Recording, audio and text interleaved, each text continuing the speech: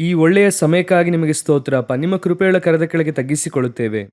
ಒಂದೊಂದು ಬಾರಿಯೂ ನಾವು ಬಂದು ನಿಲ್ಲುವಾಗ ದೇವರಾಗಿರುವ ಕರ್ತನು, ತಂದೆಯು ತನ್ನ ಮಕ್ಕಳನ್ನು ಸಂತೈಸುವ ಹಾಗೆ ನೀವು ನಮ್ಮನ್ನು ಸಂತೈಸುತ್ತಾ ಇರುವುದಕ್ಕಾಗಿ ನಿಮಗೆ ಸ್ತೋತ್ರ. ನಿಮ್ಮನ್ನು ದೃಷ್ಟಿಸುವಂತ ನಾವು ಲಜ್ಜೆಗೀಡಾಗುವುದೇ ಇಲ್ಲ ದೇವರೇ. ಒಂದು ದಿನವೂ ಕೂಡ ನೀವು ನಮ್ಮನ್ನು ಕೈ ಬಿಡುವ ದೇವರಲ್ಲ ದೇವರೇ. ನೀವು ನಮ್ಮನ್ನು ಕರೆದಂಥ ಕರೆಯುವಿಕೆ, ನಮಗೆ ಅನುಗ್ರಹಿಸಿರುವಂಥ ಘನತೆಗಳು ದೇವರೇ, ನಾವು ನಂಬಿರುವಂಥ ನಂಬಿಕೆ ಒಂದು ದಿನವೂ ಕೂಡ ಸುಳ್ಳಾಗಿ ಹೋಗದಂತೆ ಕಡೆಯ ತನಕ ನಿಮಗಾಗಿ ಓಡಲು ನಿಲ್ಲಲು ದೇವರೇ ಕೃಪೆ ನೀಡಿರಿ. ಕೃಪೆಯುಳ್ಳ ಕರದ ಕೆಳಗೆ ತಗ್ಗಿಸಿಕೊಳ್ಳುತ್ತೇವೆ. ನೀವು ನಮ್ಮೊಂದಿಗೆ ಮಾತನಾಡಿರಿ, ನಮ್ಮನ್ನು ಸಂಧಿಸಿರಿ. ನಮ್ಮ ದೇವರಾದ ಯೇಸುವಿನ ನಾಮದಲ್ಲಿ ತಂದೆಯೇ, ಹಲ್ಲೆಲೂಯಾ. 2 ಕೊರಿಂಥದವರಿಗೆ 11ನೇ ಅಧ್ಯಾಯ 2ನೇ ವಾಕ್ಯ. ನಿಮ್ಮನ್ನು ಕ್ರಿಸ್ತನೆಂಬ ಒಬ್ಬನೇ ಪುರುಷನಿಗೆ ಶುದ್ಧ ಕನ್ನಿಕೆಯಂತೆ ಒಪ್ಪಿಸಬೇಕೆಂದು ನಿಮ್ಮನ್ನು ಆತನಿಗೆ ನಿಶ್ಚಯ ಮಾಡಿದನಲ್ಲ. ಸಭೆಯು ಯಾತಕ್ಕಾಗಿ ರೂಪಿಸಲ್ಪಟ್ಟಿದೆ ಎಂಬುದಾಗಿ ಪೌಲನು ಅಲ್ಲಿ ಒಂದು ಕಾರ್ಯವನ್ನು ಹೇಳುತ್ತಾರೆ. ಸಭೆ ರೂಪಿಸಲ್ಪಡುವುದರ ಪ್ರಧಾನ ಉದ್ದೇಶವನ್ನು ಅವರು ಹೇಳುತ್ತಾರೆ. ನಿಮ್ಮನ್ನು ಕ್ರಿಸ್ತನೆಂಬ ಒಬ್ಬನೇ ಪುರುಷನಿಗೆ ಶುದ್ಧ ಕನ್ನಿಕೆಯಂತೆ ಒಪ್ಪಿಸಬೇಕೆಂದು ಆತನು ನಿಶ್ಚಯಿಸಿದನಲ್ಲ. ನಿಮಗೋಸ್ಕರವಾಗಿ ನಾನು ದೇವರಲ್ಲಿರುವಂಥ ಚಿಂತೆಯಿಂದಲೇ ಚಿಂತಿಸುತ್ತೇನೆ. ಹಾಗಾದರೆ ಸಭೆ ಎಂದರೆ ಏನು? ಒಂದು ಕರೆಯುವಿಕೆ. ಸಭೆ ಎನ್ನುವಂಥದ್ದು ದೇವರ ದರ್ಶನ. ಸಭೆ ಎನ್ನುವಂಥದ್ದು ದೇವರ ವಿಮೋಚನೆ. ದೇವರು ಸಭೆಯನ್ನು ವಿಮೋಚಿಸಿದ್ದಾರೆ. ಆದರೆ ಈ ಸಭೆಗೆಂಬುದಾಗಿ ಒಂದು ಕೆಲಸ ಇದೆ. ನಿಮ್ಮನ್ನು ಯಾತಕ್ಕೋಸ್ಕರವಾಗಿ ಕ್ರಿಸ್ತನಿಗೆ ಶುದ್ಧ ಕನ್ನಿಕೆ ಅಂತ ಒಪ್ಪಿಸಬೇಕು ಅಂದರೆ, ನಾವೀಗ ಏನೇ ಮಾಡಿದರೂ ಕೂಡ ಒಂದು ಉದ್ದೇಶ ಇರುತ್ತದೆ, ಒಂದು ಪರ್ಪಸ್ ಇರುತ್ತದೆ. ಯಾತಕ್ಕಾಗಿ ಮಾಡುತ್ತಾ ಇದ್ದೇವೆ ಅನ್ನುವಂಥ ಉದ್ದೇಶ ಇರುತ್ತದೆ. ನಾವು ಏನನ್ನೇ ಮಾಡಿದರೂ ಇರುತ್ತದೆ. ಉದ್ದೇಶ ಇಲ್ಲದೆ ನಾವೊಂದನ್ನು ಮಾಡುತ್ತಾ ಇದ್ದೇವೆ ಅಂದರೆ ನಾವು ಸರಿ ಇಲ್ಲ ಎಂಬುದಾಗಿ ಅರ್ಥ. ಒಬ್ಬ ಹುಡುಗ ಬಸ್ ಸ್ಟ್ಯಾಂಡ್ನಲ್ಲಿ ನಿಂತಿದ್ದಾನೆ. ಯಾಕಪ್ಪ ನಿಂತಿದ್ಯಾ ಅಂದರೆ, ಸುಮ್ಮನೆ ನಿಂತಿದ್ದೇನೆ ಅಂತ ಅವನು ಹೇಳ್ದ ಅಂದರೆ ಅದು ಸರಿಯಾದ ಮೆಥಡ್ ಅಲ್ಲ. ಯಾತಕ್ಕಾಗಿ ನಿಂತಿದ್ದೇನೆ? ಏನೋ ಒಂದು ರೀಸನ್ ಇರಬೇಕು. ಬಸ್ಗಾಗಿ ನಿಂತಿದ್ದೇನೆ, ಆ ರೀತಿಯಾಗಿ ಏನೋ ಒಂದು ರೀಸನ್ ಇರಬೇಕು. ಹಾಗಾದರೆ ಸಭೆಯನ್ನು ಶುದ್ಧ ಕನ್ನಿಕೆಯಂತೆ ರೂಪಿಸುತ್ತಾ ಇದ್ದಾರೆ ಅವರು. ಪೌಲನು ಹೇಳುತ್ತಾರೆ ಶುದ್ಧ ಕನ್ನಿಕೆಯಂತೆ. ಹಾಗಾದರೆ ನಾವು ಒಂದು ಮಗನನ್ನು ಮಗಳನ್ನು ನಾವು ಬೆಳೆಸುವಾಗ ನಮಗೆ ಒಂದು ಉದ್ದೇಶ ಇರುತ್ತದೆ. ದೇವರು ಯಾವುದೋ ಒಂದು ಕಾರಣಕ್ಕಾಗಿ ನಮಗೆ ಮಕ್ಕಳನ್ನು ಕೊಟ್ಟಿದ್ದಾರೆ. ಸುಮ್ಮನೆ ದೇವರು ಮಕ್ಕಳು ಕೊಟ್ಟಿಲ್ಲ ಎಂಬುದಾಗಿ ನಮಗೆ ಗೊತ್ತಿರಬೇಕು. ಅಥವಾ ಯಾರಾದರೂ ನಿಮ್ಮ ಮಕ್ಕಳನ್ನು ಉದ್ದೇಶ ಇಲ್ಲದೆ ಕಾರಣ ಇಲ್ಲದೆ ಬೆಳೆಸುತ್ತಾ ಇದ್ದೀರಾ? ಅವ್ರ ಪಾಡಿಗೆ ಅವ್ರು ಹೆಂಗೆ ಬೇಕಾದರೂ ಹಂಗೆ ಬೆಳೀಲಿ, ಅವ್ರು ಏನು ಹಾಳಾಗೋದ್ರು ನಮಗೆ ಚಿಂತೆ ಇಲ್ಲ ಎಂಬುದಾಗಿ ಹೇಳುವಂಥವ್ರು ಒಬ್ಬರೂ ಇಲ್ಲಿರುವುದಿಲ್ಲ. ಆ ರೀತಿ ಯಾರು ಮಕ್ಕಳನ್ನು ಬೆಳೆಸುವುದಿಲ್ಲ. ಅಧಿಕವಾಗಿ ಮಕ್ಕಳ ಮೇಲೆ ನಂಬಿಕೆ ಇಟ್ಟಿರುವುದು ಬೇರೆ. ನಾನು ಇಂಜಿನಿಯರ್ ಆಗಿಸುತ್ತೇನೆ, ಡಾಕ್ಟರ್ ಆಗಿಸುತ್ತೇನೆ ಎನ್ನುತ್ತೇವೆ, ಅದು ಅತಿರೇಕ. ನಾನೇನು ಹೇಳ್ತಾ ಇದ್ದೇನೆ ಅಂದ್ರೆ, ಆ ಮಕ್ಕಳ ವಿಷಯದಲ್ಲಿ ದೇವರ ಯೋಜನೆ ಇದೆ. ದೇವರು ನಮಗೆ ಮಕ್ಕಳು ಕೊಡುವುದರಲ್ಲಿ ಒಂದು ಉದ್ದೇಶ ಇದೆ. ಆ ಯೋಜನೆಗೆ ಅನುಸಾರವಾಗಿ ಅದು ಒಂದು ಉದ್ದೇಶ. ಅದೇ ರೀತಿಯಾಗಿ ದೇವರು ಸಭೆಯನ್ನು ರೂಪಿಸುತ್ತಾರೆ. ಸಭೆಯನ್ನು ರೂಪಿಸುವುದಕ್ಕೆ ದೇವರ ಉದ್ದೇಶವೇನು? ಅದಕ್ಕಾಗಿ ನಿಮ್ಮನ್ನು ಭದ್ರವಾಗಿ ನೋಡಿಕೊಳ್ಳುತ್ತೇನೆ ಎಂದು ಹೇಳುತ್ತಾರೆ. ಶುದ್ಧ ಕನ್ನಿಕೆ ಆಗಿರುವುದರಿಂದಲೇ ಭದ್ರವಾಗಿ ನೋಡಿಕೊಳ್ಳುತ್ತೇನೆ ಎನ್ನುತ್ತಾರೆ. ನಿಮ್ಮನ್ನು ಭದ್ರವಾಗಿ ರೂಪಿಸಿ ಕೊಂಡು ಹೋಗಿ ಕ್ರಿಸ್ತನೆಂಬ ಒಬ್ಬನೇ ಪುರುಷನಿಗೆ ಒಪ್ಪಿಸುತ್ತೇನೆ ಎಂದು ಹೇಳುತ್ತಾರೆ. ಹಾಗಾದರೆ ಸಭೆ ಯಾತಕ್ಕೋಸ್ಕರವಾಗಿ ಒಪ್ಪಿಸಲಾಗುತ್ತಿದೆ? ಸಭೆ ಯಾಕೆ ಒಪ್ಪಿಸಲಾಗುತ್ತಿದೆ? ಯಾತಕ್ಕಾಗಿ? ಈಗ ನೀವೆಲ್ಲರೂ ಇಲ್ಲಿ ಕೂಡಿ ಬಂದಿದ್ದೀರಾ. ಯೇಸುವಿನ ರಕ್ತದಿಂದ ತೊಳೆಯಲ್ಪಟ್ಟಿದ್ದೀರಾ. ತೊಳೆಯಲ್ಪಟ್ಟು ಇಲ್ಲಿ ಒಳಗೆ ಕರೆತರಲ್ಪಟ್ಟಿದ್ದೀರಾ. ಯಾತಕ್ಕಾಗಿ? ರಕ್ಷಣೆ ಹೊಂದಿರುವವರನ್ನು ದಿನಾಲು ದೇವರು ಯಾತಕ್ಕಾಗಿ, ಯಾವ ಉದ್ದೇಶಕ್ಕಾಗಿ ಎಂಬುದಾಗಿ ಇದೆ. ರಕ್ತದಿಂದ ತೊಳೆಯಲ್ಪಟ್ಟು ರಕ್ಷಣೆ ಹೊಂದಿದ ಕೂಡಲೇ ಪರಲೋಕಕ್ಕೆ ಕೊಂಡು ಹೋಗ್ಬೋದಾಗಿತ್ತಲ್ಲ. ನಿಮ್ಮನ್ನು ಕರ್ಕೊಂಡು ಹೋಗುವುದಕ್ಕೆ ದೇವರಿಗೊಂದು ಸೆಕೆಂಡ್ ಸಾಕು. ಕ್ಷಣ ಮಾತ್ರದಲ್ಲಿ ರೂಪಾಂತರಗೊಳ್ಳುತ್ತೇವೆ. ಹಾಗಾದ್ರೆ ಯಾಕೆ ನಮ್ಮನ್ನು ಕರ್ಕೊಂಡು ಹೋಗ್ಲಿಲ್ಲ? ಅದರ ನಡುವೆ ಒಂದು ಪ್ರಾಸೆಸ್ ಇದೆ ನೋಡಿರೋ, ಒಂದು ಪ್ರಾಸೆಸ್. ಸಭೆಯಲ್ಲಿ ನಿಮ್ಮನ್ನು ರೂಪಿಸುವಂಥದ್ದು. ಈಗ ಅವರಿಗೆ ಸಭೆ ಎಂಬುದಾಗಿ ಒಂದು ದರ್ಶನವನ್ನು ಕೊಟ್ಟು ಸಭೆಯನ್ನು ನಡೆಸುವುದಕ್ಕೆ ದೇವರು ಹೇಳಿದ್ದಾರೆ. ಅದೇ ರೀತಿಯಾಗಿಯೇ ನಿಮ್ಮನ್ನು ತಂದು ಸಭೆಯಲ್ಲಿ ಸೇರಿಸಿದ್ದಾರೆ. ಹಾಗಾದ್ರೆ ಇವರಿಬ್ಬರಿಗೂ, ನಿಮ್ಮಿಬ್ಬರನ್ನು ಕರೆತಂದಿದ್ದಕ್ಕೆ ದರ್ಶನ ಇದೆ. ಸೇವಕರಿಗೆ ಒಂದು 50 ವರ್ಷದ ಹಿಂದಲೇ ದರ್ಶನವನ್ನು ಕೊಟ್ಟು ಅವರನ್ನು ಕರೆತಂದು ಅದೇ ರೀತಿಯಾಗಿ ನಿಮ್ಮನ್ನು ರಕ್ಷಣೆಯಲ್ಲಿ ನಡೆಸಿ ಸಭೆಯಲ್ಲಿ ಕೂರಿಸಿ ಅವರಿಗೆ ಒಪ್ಪಿಸುವುದಕ್ಕೂ ಯಾತಕ್ಕಾಗಿ? ಒಂದು ಹಂತದಲ್ಲಿ ನಾನು ಒಂದು ಕಾಲಘಟ್ಟದಲ್ಲಿ ನೋಡುತ್ತೇನೆ, ಅನೇಕ ಸೇವೆಗಳಲ್ಲೂ ನಮ್ಮ ಸೇವೆಗಳಲ್ಲೂ ಕೂಡ ಈ ತಪ್ಪು ನಡೆಯುವುದನ್ನು ನೋಡುತ್ತೇನೆ. ಏನೆಂಬುದಾಗಿ ಕೇಳುವುದಾದರೆ, ಒಂದು ವಿಷಯವನ್ನು ನಾವು ನಿರಂತರವಾಗಿ ಮಾಡುವಾಗ ಅದು ನಮಗೆ ರುಟೀನ್ ಆಗಿ ಮಾರ್ಪಡುತ್ತದೆ. ಒಂದು ವಿಷಯ ನಿರಂತರವಾಗಿ ಮಾಡುವಾಗ ಅದು ಹಾಗೆ ನಮಗೆ ಅಭ್ಯಾಸವಾಗುತ್ತದೆ. ಅದರ ಕುರಿತಾಗಿ ಇರುವಂತಹ ಪ್ಯಾಷನ್ ಎಂಬುದಾಗಿ ಹೇಳುತ್ತಾರೆ. ಅದರ ಮೇಲೆ ಇರುವಂತಹ ಆಸೆ ಸ್ವಲ್ಪ ಸ್ವಲ್ಪವಾಗಿ ಕಡಿಮೆಯಾಗುತ್ತದೆ. ಆರಂಭದಲ್ಲಿ ನೀವೀಗ ಮೊದಲನೇ ದಿನ ಒಂದು ಕೆಲಸಕ್ಕೆ ಹೋಗುವಾಗ ಬೆಳಗ್ಗೆನೇ ಏನು ಮಾಡ್ತೀರಾ? ಮೊದಲನೇ ದಿನ ಕೆಲಸಕ್ಕೆ ಹೋಗುವಾಗ ಸ್ನಾನಗೀನ ಮಾಡಿಕೊಂಡು ಬೆಳಗ್ಗೆನೇ ಎದ್ದೇಳ್ತೀರಾ. ಒಂದು 1/4 ಗಂಟೆ ಮುಂಚೆನೇ ಆಫೀಸ್ಗೆ ಹೋಗ್ತೀರಾ ಅಲ್ವಾ? ಆ ರೀತಿಯಾಗಿ ನಾವು ವೇಗವಾಗಿ ಹೋಗುತ್ತೇವೆ. ಆನಂತರವಾಗಿ ಕೆಲಸಕ್ಕೆ ಹೋಗುತ್ತಾ ಹೋಗುತ್ತಾ 3 ತಿಂಗಳು, 4 ತಿಂಗಳು, 5 ತಿಂಗಳು, ಆಮೇಲೆ 1 ವರ್ಷ, 2 ವರ್ಷ, ಒಂದು 10 ವರ್ಷವಾದ ನಂತರ ಏನಾಗುತ್ತದೆ? ಅದು ಕೆಲಸ. ಅದು ಆಟೋಮೆಟಿಕ್ ಆಗಿ ನಾವು ಹೋಗುತ್ತೇವೆ ಬರುತ್ತೇವೆ, ಒಂದು 5 ನಿಮಿಷ ಲೇಟ್ ಆದ್ರೂ ಕೂಡ ಚಿಂತಿಸುವುದಿಲ್ಲ. ಆ ರೀತಿಯಾಗಿ ಸಭೆಯಲ್ಲೂ ಇದೆ ಅಲ್ವಾ? ಸಭೆಯಲ್ಲೂ ಇದೆ. ಯಾವ ರೀತಿ ಅಂತ ಕೇಳೋದಾದ್ರೆ, ರಕ್ಷಣೆ ಹೊಂದಿದಂತ ಆರಂಭದಲ್ಲಿ ನೀವು ಸಭೆಗೆ ಬಂದಂತ ವೇಗ ಇದೆ ಅಲ್ವಾ? ಅಭಿಷೇಕದಿಂದ ತುಂಬಲ್ಪಟ್ಟಂತ ಹೊಸದರಲ್ಲಿ ನೀವು ಅನ್ಯ ಭಾಷೆ ಮಾತನಾಡ್ತಿದ್ದಂತ ಕಾಲವಿತ್ತಲ್ಲ, ಆ ರೀತಿ ಈಗ ಇದೆಯಾ ಎಂಬುದಾಗಿ ಕೇಳಿ ನೋಡಿ. ಈಗ ಹೊರಡುವಾಗಲೇ ಈಗ ಇನ್ನು ಸ್ತೋತ್ರ ಮಾಡುತ್ತಿರ್ತಾರೆ, ಇನ್ನು ಆರಾಧನೆ ಭಾಗ ಹೋಗುತ್ತಾ ಇರುತ್ತದೆ, ಸಂದೇಶದಷ್ಟೊತ್ತಿಗೆ ಹೋಗೋಣ ಎಂಬುದಾಗಿ ಹೇಳುವವರು ಇರ್ತಾರೆ. ಯಾಕಂದ್ರೆ ಇವರಿಗೆ ಒಂದು ಕೆಲಸವನ್ನು ನಿರಂತರವಾಗಿ ಮಾಡುತ್ತಾ ಅದರ ಮೇಲೆ ಇರುವಂತ ಪ್ಯಾಷನ್ ಅವ್ರಿಗೆ ಏನಾಗುತ್ತದೆ, ಹೋಗುತ್ತದೆ. ಆನಂತರ ಅದು ರೊಟೀನ್ ವರ್ಕ್, ಮೆಕ್ಯಾನಿಕಲ್ ಲೈಫ್ ಅನ್ನುತ್ತಾರೆ. ವಾರ ಬರಬೇಕು ಹೋಗ್ಬೇಕು. ಹಾಗಾದ್ರೆ ಯಾಕೆ ನಿಮ್ಮನ್ನು ದೇವರು ಕರೆತಂದರು? ಯಾತಕ್ಕಾಗಿ ದೇವರು ತಂದು ನಿಮ್ಮನ್ನು ಸೇರಿಸಿದ್ರು? ದೇವರು ತಂದಂತ ಉದ್ದೇಶ ಏನು, ಕಾರಣ ಏನು, ಅದನ್ನು ಪರಿಶೋಧಿಸಿ ತಿಳ್ಕೊಳ್ಬೇಕು. ಆ ಒಂದು ಕಾರ್ಯ ಫ್ರೆಶ್ ಆಗಿರೋ ತನಕ ಮಾತ್ರವೇ ನೀವು ಓಡುವವರಾಗಿರುತ್ತೀರಾ. ಇಲ್ಲ ಅಂದ್ರೆ ನಿಮಗೆ ಲೋಕಲ್ ಭಾಷೆಯಲ್ಲಿ ಹೇಳಬೇಕು ಅಂದ್ರೆ ಬೋರ್ ಆಗುವುದಕ್ಕೆ ಆರಂಭವಾಗುತ್ತದೆ. ಅದು ಒಂದು ವಿಧವಾದ ರುಟೀನ್ ವರ್ಕ್. ಸರಿ ಹೋಗೋಣ, ಅದು ಸೇವಕರಿಗೂ ಆಗುತ್ತದೆ.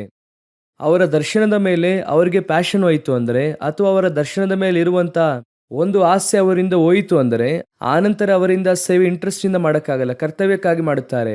ಆ ರೀತಿಯಾಗದು ವಾರ ಬರುತ್ತೇವೆ ಹೋಗುತ್ತೇವೆ, ಅದು ರೊಟೀನ್. ಅದು ಇವ್ಯಾಂಜಲಿಸ್ಟ್ಗೆ, ಪಾಸ್ಟರ್ಗೆ, ಎಲ್ಲರಿಗೂ ಕೂಡ ಅನ್ವಯಿಸುತ್ತದೆ.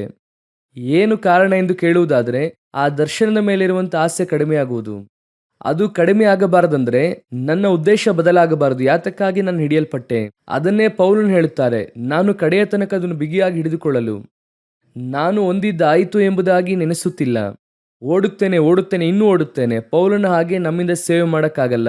ಅಷ್ಟೆಲ್ಲ ಮಾಡುತ್ತಾರೆ. ಅದೇ ಹಳೆಯ ಒಡಂಬಡಿಕೆಯಲ್ಲಿ ಮೋಶೆಯನ್ನು ನೋಡುವಾಗ ನನಗೆ ಬಹಳ ಆಶ್ಚರ್ಯವಾಗುತ್ತದೆ.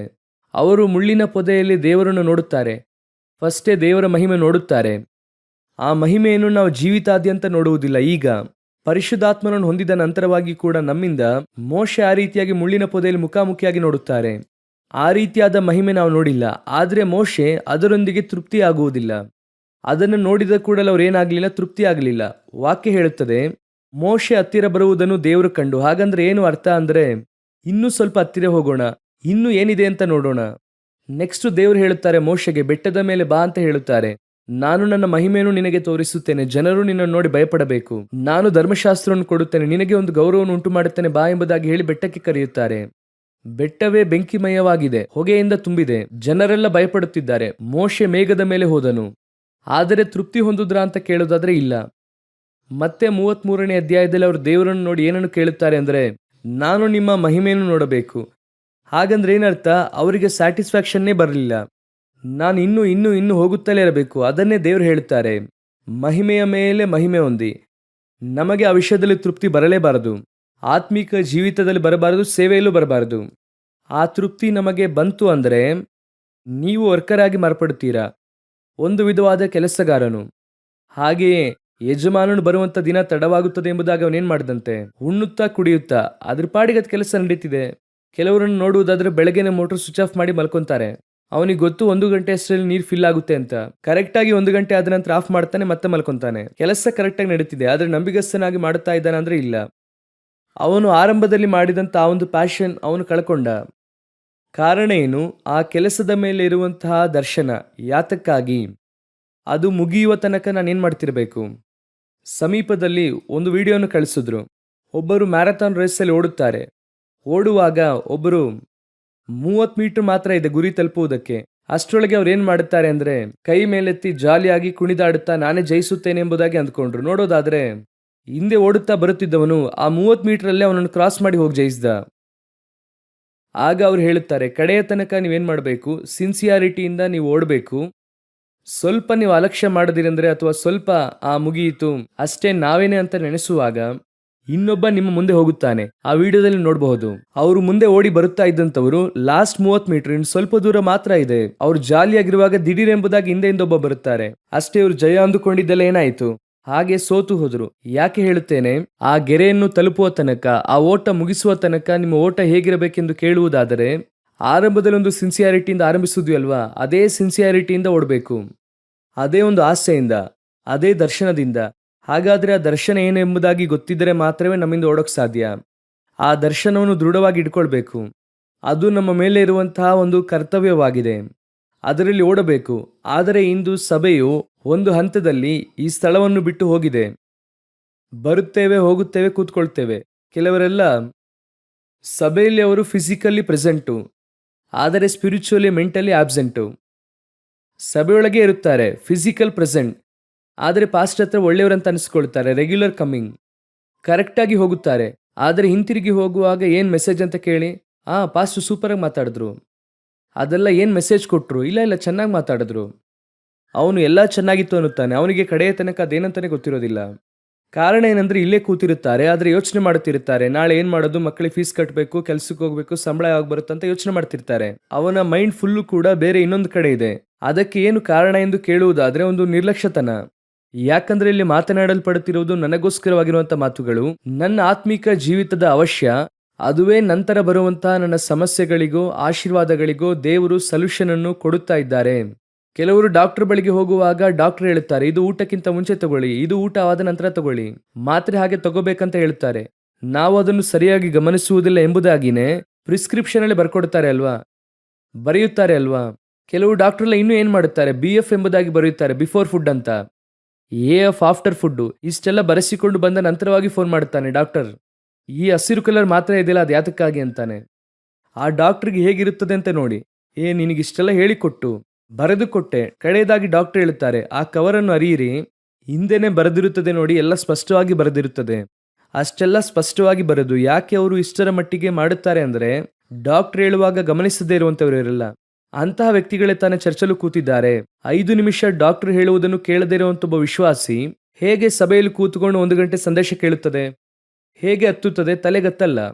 ಆಟೋಮೆಟಿಕ್ ಆಗಿ ಏನು ಮಾಡುತ್ತಾರೆ, ಮುಗಿದ ಕೂಡಲೇ ಮನೆಯಲ್ಲಿ ಕೇಳುತ್ತಾರೆ, ಅವ್ರು ಏನು ಮಾತನಾಡಿದ್ರು ಇವತ್ತು, ಅವರು ಮಾತನಾಡಿದ ಒಂದು ಅರ್ಥವಾಗಲಿಲ್ಲ, ನೀನು ಒಂದನ್ನು ಕೂಡ ಗಮನಿಸಲಿಲ್ಲ ಅಂದರೆ ಅರ್ಥ ಆಗಲ್ಲ. ಮಗ ಬಂದು ಹೇಳುತ್ತಾನೆ ಗೊತ್ತಾ ಮನೆಯಲ್ಲಿ, ನಮ್ಮ ಟೀಚರ್ ಪಾಠ ಮಾಡೋದು ಅರ್ಥನೇ ಆಗಲ್ಲ ನನಗೆ. ಹಾಗಾದ್ರೆ ಹೇಗೆ ಇನ್ನೊಬ್ಬ 100 ಮಾರ್ಕ್ಸ್ ತಗೊಳ್ತಾನೆ ಅದರಲ್ಲಿ? ಅದೇ ಕ್ಲಾಸಲ್ಲಿ ಒಬ್ಬ 100 ಮಾರ್ಕ್ಸ್ ತಗೊಳ್ತಾನ? ಅದಕ್ಕೆ ಒಂದು ಕಾರಣ ಬೇರೆ ಹೇಳ್ತಾರೆ, ಅವನು ಟ್ಯೂಷನ್ಗೆ ಹೋಗ್ತಾನೆ. ನೋಡಿದ್ದೀರಾ, ಚೆನ್ನಾಗಿ ಓದುವಂಥವನು ಟ್ಯೂಷನ್ಗೆ ಹೋಗಲ್ಲ. ಚೆನ್ನಾಗಿ ಓದೋನು ಏನು ಮಾಡೋದಿಲ್ಲ, ಟ್ಯೂಷನ್ಗೆ ಹೋಗೋದೇ ಇಲ್ಲ. ಅವನು ಅಲ್ಲೇ ಕೂತ್ಕೊಂಡು ಚೆನ್ನಾಗಿ ಗಮನಿಸುತ್ತಾನೆ, ಇವನು ಗಮನಿಸುವುದಿಲ್ಲ. ಕೂತ್ಕೊಂಡು ಏನಾದರೂ ಮಾತನಾಡೋದು, ಆ ಕಡೆ ಈ ಕಡೆ ನೋಡೋದು, ಇದೆಲ್ಲ ಮಾಡಿ ಕಡೆಯದಾಗಿ ಅರ್ಥ ಆಗಲ್ಲ ಅನ್ನೋದು. ಅದೇ ರೀತಿಯಾಗಿ ಸಭೆ ಇದೆ. ಸಭೆ ನಾವು ಯಾತಕ್ಕಾಗಿ ಕೂಡಿ ಬರುತ್ತಾ ಇದ್ದೇವೆ? ಸಭೆಯಲ್ಲಿ ಕೂಡಿ ಬರುವಂತಹ 2 ತಾಸುಗಳು, 8:30 ಬರ್ತೀರಾ, 10:00 ಮುಗಿಯುತ್ತದೆ. ಆ 2 ಅವರ್ಸ್ ಫುಲ್ ಅಟೆನ್ಷನ್ ಇಂದ ಸಭೆಯಲ್ಲಿ, ಆರಾಧನೆಯಲ್ಲಿ, ಸಂದೇಶದ ಭಾಗದಲ್ಲಿ, ಸಾಕ್ಷಿಯ ಸಮಯದಲ್ಲಿ, ಎಲ್ಲ ಭಾಗದಲ್ಲೂ ಕೂಡ ನಾನು ಎಷ್ಟರ ಮಟ್ಟಿಗೆ ಒಳಗೆ ಇನ್ವಾಲ್ವ್ ಆಗಿದ್ದೇನೆ ಎನ್ನುವಂಥದ್ದೇ ಬಹಳ ಮುಖ್ಯ. ಆದರೆ ಸಭೆ ಇವತ್ತು ಆ ಸ್ಥಳದಲ್ಲಿ ಇಲ್ಲ. ಸಭೆ ಇವತ್ತು ಬೇರೆ ಸ್ಥಳದಲ್ಲಿದೆ. ವಾಕ್ಯ ಒಳಗೆ ಹೋಗುತ್ತಲೇ ಇಲ್ಲ, ಅವರಿಂದ ರಿಸೀವ್ ಮಾಡೋಕ್ಕೆ ಆಗ್ತಾ ಇಲ್ಲ. ಕಡೆಯದಾಗಿ ಮುಗಿಸುವಾಗ ಏನೋ ಮಾತಾಡ್ತಿದ್ದಾರೆ ಅಂತ ಹೋಗ್ತಾನೆ. ಪೌಲನು ಮಾತಾಡಿ ಮುಗಿಸುವಾಗ ಇನ್ನೊಬ್ಬ ಹೇಳುತ್ತಾನೆ, ಅವರೇನೋ ಮಾತಾಡ್ತಿದ್ದಾರೆ ಅಂತ, ಏನೋ ಮಾತನಾಡುತ್ತಿದ್ದಾರೆ, ಆಮೇಲೆ ನೋಡ್ಕೊಳ್ಳೋಣ ಎಂಬುದಾಗಿ ಹೇಳ್ದ. ಹಾಗಾದ್ರೆ ಯೋಚನೆ ಮಾಡಿ ನೋಡಿ, ಸಭೆಯ ಪರಿಸ್ಥಿತಿ ಏನು? ಇವತ್ತು ವಾಕ್ಯವನ್ನು, ಆ ಒಂದು ದರ್ಶನವನ್ನು ಅರ್ಥ ಮಾಡಿಕೊಳ್ಳದೇ ಇರುವುದರಿಂದ, ಅದನ್ನು ಹಿಡಿದುಕೊಳ್ಳದೇ ಇರುವುದರಿಂದ, ಮೊದಲು ದರ್ಶನ ಏನೆಂಬುದಾಗಿ ತಿಳಿಯಬೇಕು, ಆಮೇಲೆ ಏನ್ ಮಾಡಬೇಕು, ಅದನ್ನು ಹಿಡ್ಕೊಳ್ಳಬೇಕು. ಆಗಲೇ ನೀವು ಕಡೆಯ ತನಕ ಓಡುವುದಕ್ಕೆ ಸಾಧ್ಯ, ಇಲ್ಲ ಅಂದ್ರೆ ಓಡೋಕ್ ಸಾಧ್ಯವಿಲ್ಲ. ಹಾಗಾದರೆ ಪೌಲನು ಹೇಳುತ್ತಾರೆ, ನಾನು ಒಂದು ಉದ್ದೇಶದ ನಿಮಿತ್ತವಾಗಿ ನಿಮ್ಮನ್ನು ಅಲ್ಲಿ ಒಪ್ಪಿಸಿದ್ದೇನೆ, ಒಂದು ಶುದ್ಧ ಕನ್ನಿಕೆಯಂತೆ ನಿಮ್ಮನ್ನು ರೂಪಿಸುತ್ತಾ ಇದ್ದೇನೆ. ಯಾತಕ್ಕಾಗಿ? ಒಬ್ಬ ಪುರುಷನಿಗೆ ನಿಮ್ಮನ್ನು ಒಪ್ಪಿಸಬೇಕು, ಅದಕ್ಕಾಗಿಯೇ. ಕ್ರಿಸ್ತನೆಂಬ ಒಬ್ಬನೇ ಪುರುಷನಿಗೆ. ಹಾಗಾದ್ರೆ ಆ ಒಪ್ಪಿಸುವುದರ ಉದ್ದೇಶವೇನು? ಮುಂಚೆ ಎಲ್ಲ ಹೆಣ್ಣು ಮಕ್ಕಳನ್ನು ಬೆಳೆಸುವಾಗಲೇ ಹೇಳಿ ಬೆಳೆಸುತ್ತಾರೆ. ಹೇಗೆ ಹೇಳುತ್ತಾರೆ? ನೀನು ಹೋಗುವ ಕಡೆಯಲ್ಲೆಲ್ಲ ಏನ್ ಮಾಡಬೇಕು, ನೋಡಿ ನಡೆಯಬೇಕು. ಆನಂತರ ಒಂದೊಂದು ಕಾರ್ಯವಾಗಿ ಹೇಳುತ್ತಾರೆ, ಮನೆಯಲ್ಲಿರುವುದನ್ನೆಲ್ಲ ಹೇಳುತ್ತಾರೆ.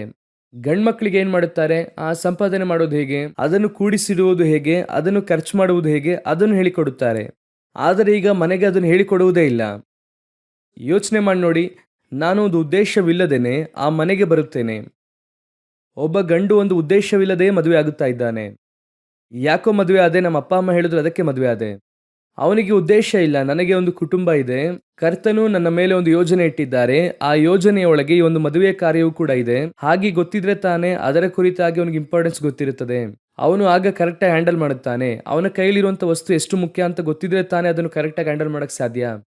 ಯಾಕೆ ಹೇಳುತ್ತಾ ಇದ್ದೇನೆ, ಅನೇಕ ಸಮಯದಲ್ಲಿ ನಮ್ಮ ಕೈಯಲ್ಲಿರುವುದರ ಮೌಲ್ಯ ಗೊತ್ತಿಲ್ಲದಿರುವುದರಿಂದ ನಾವೇನು ಮಾಡ್ತಾ ಇದ್ದೇವೆ, ಉದಾಸೀನ ಮಾಡುತ್ತಿದ್ದೇವೆ. ಅದು ಎಷ್ಟು ಇಂಪಾರ್ಟೆಂಟ್, ಅದರ ಹಿಂದೆ ಇರುವಂಥ ಕಾರ್ಯ ಗೊತ್ತಿರಬೇಕು. ಎಲ್ಲದಕ್ಕಿಂತ ಅಮೂಲ್ಯವಾದದ್ದು ನಿಮ್ಮ ದರ್ಶನ. ಅದು ಕರ್ತನು ನಿಮಗೆ ಕೊಟ್ಟದ್ದು. ಅದರ ಮಹತ್ವ ನಿಮಗೆ ಗೊತ್ತಿದ್ದರೆ ಮಾತ್ರ ನೀವು ಕಡೆಯ ತನಕ ಅದರಲ್ಲಿ ಓಡುತ್ತೀರಾ. ಅದರ ಮಹತ್ವದ ಕುರಿತಾಗಿ ನಿಮಗೆ ಒಂದು ಅಸಡ್ಡೆನೋ ನಿರ್ಲಕ್ಷ್ಯತನವೋ ಹೋಯಿತು ಅಂದರೆ ಬಹಳ ಕಷ್ಟ. ಆದರೆ ಇವತ್ತು ಸಭೆಗೆ ಆ ರೀತಿಯಾದ ಆಸೆ ಬಯಕೆ ಇಲ್ಲ, ಆ ತವಕ ಇಲ್ಲ.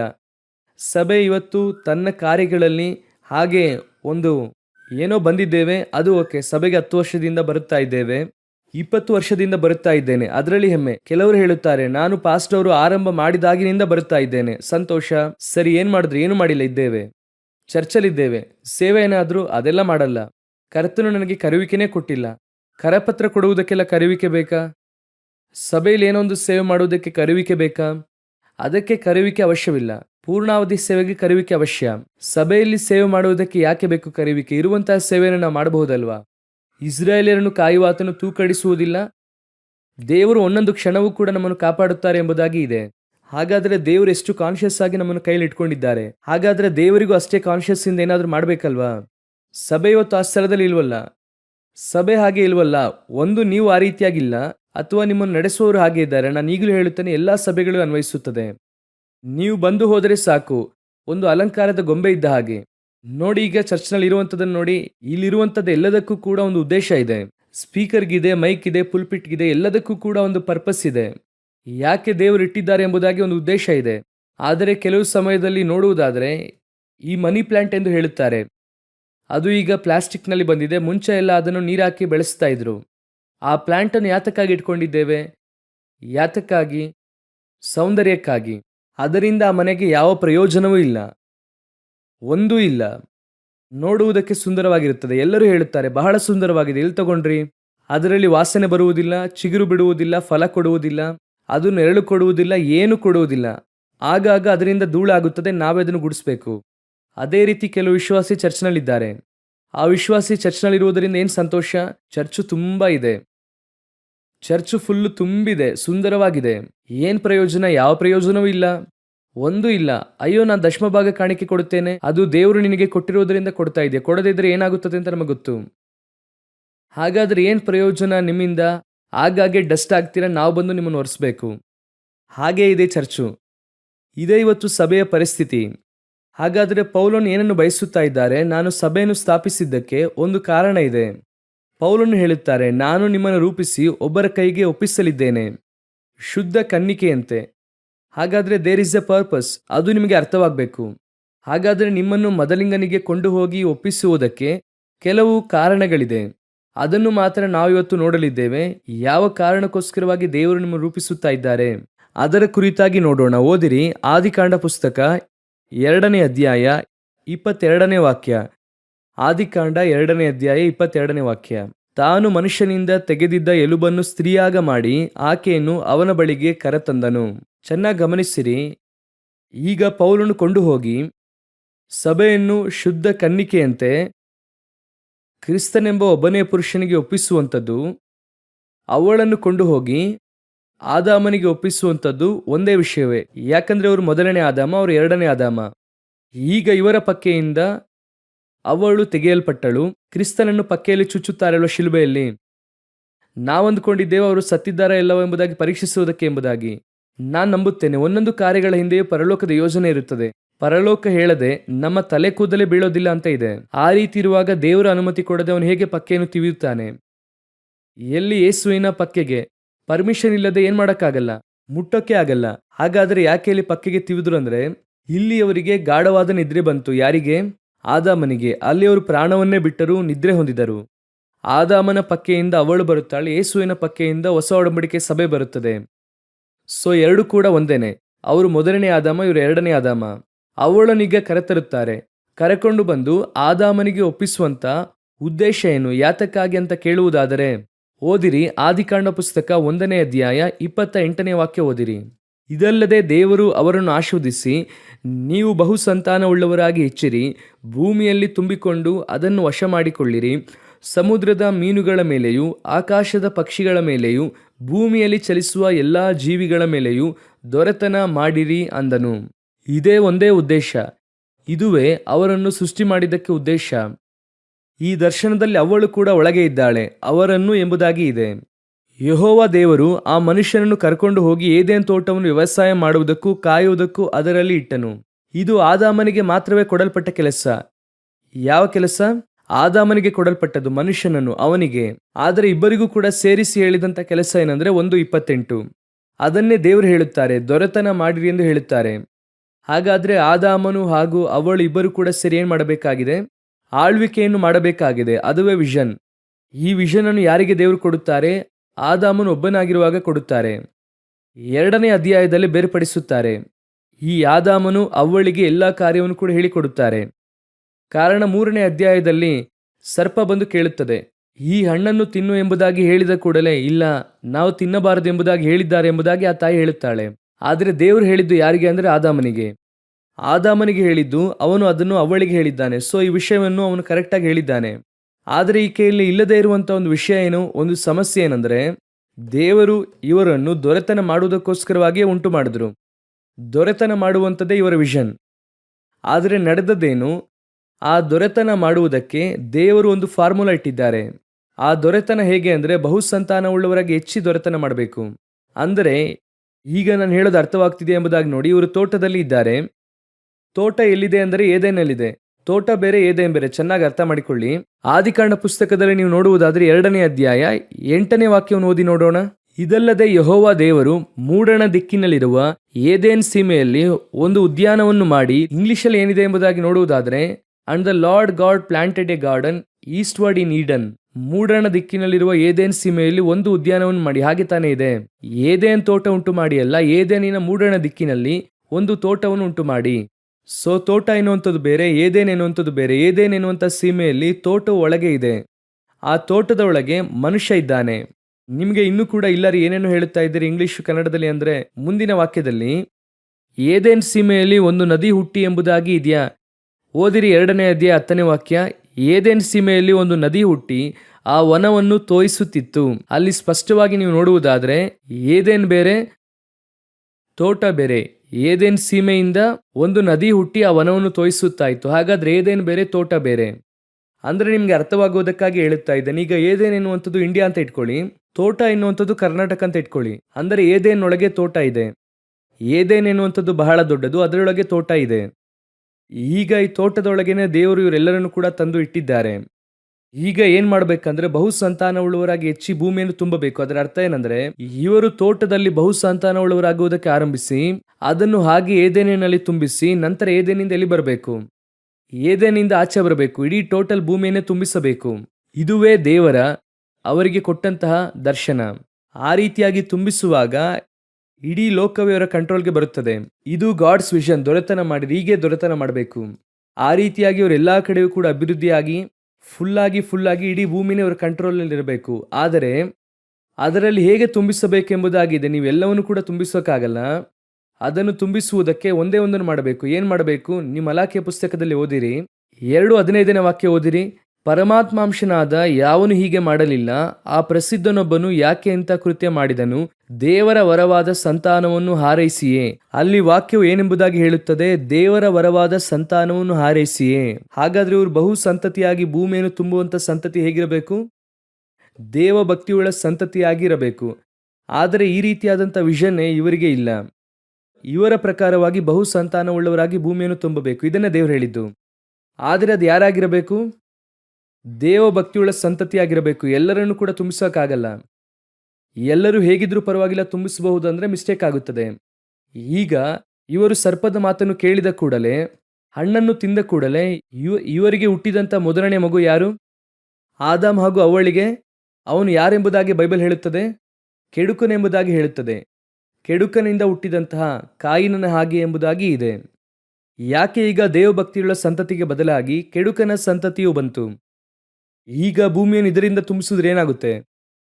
ಭೂಮಿಯು ಕೆಡುಕನಿಂದ ತುಂಬಲ್ಪಟ್ಟಂತ ಭೂಮಿಯಾಗಿ ಮಾರ್ಪಡುತ್ತದೆ.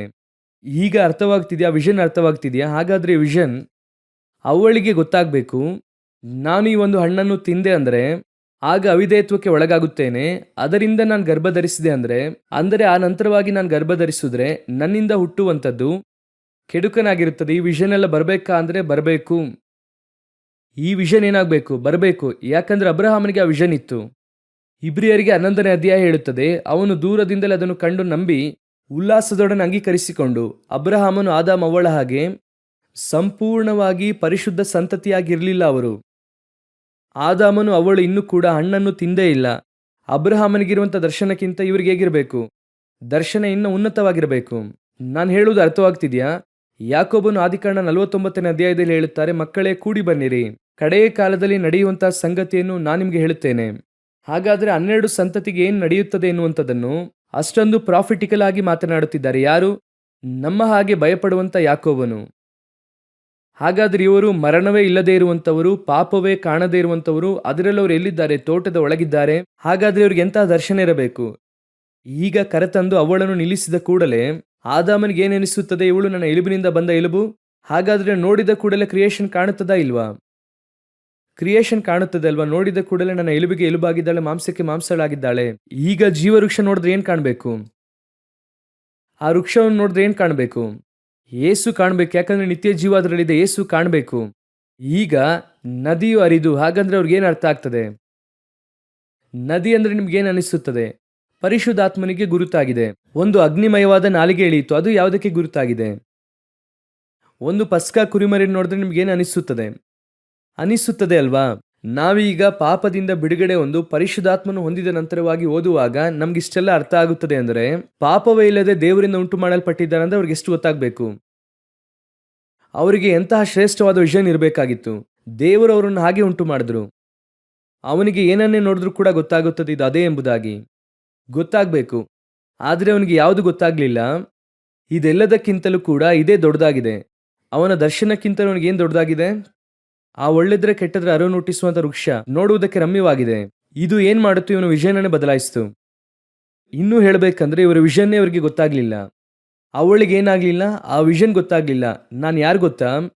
ಪರಲೋಕದ ಯೋಜನೆ ಏನಂದ್ರೆ ನನ್ನ ಮೂಲಕವಾಗಿ ಪರಿಶುದ್ಧ ಸಂತತಿ ಬರಬೇಕು, ದೇವಭಕ್ತಿಯುಳ್ಳ ಸಂತತಿಯು ಬರಬೇಕು, ಅದನ್ನು ತೋಟದಲ್ಲಿ ತುಂಬಿಸಿ ಹಾಗಿರಬೇಕು. ಇದನ್ನೇ ದೇವರು ಅಬ್ರಹಾಮನಿಗೆ ಹೇಳುತ್ತಾರೆ, ನಿನ್ನ ಸಂತತಿಯನ್ನು ಆಕಾಶದ ನಕ್ಷತ್ರದಂತೆ. ಅವನು ಅದನ್ನು ನಂಬಿದನು.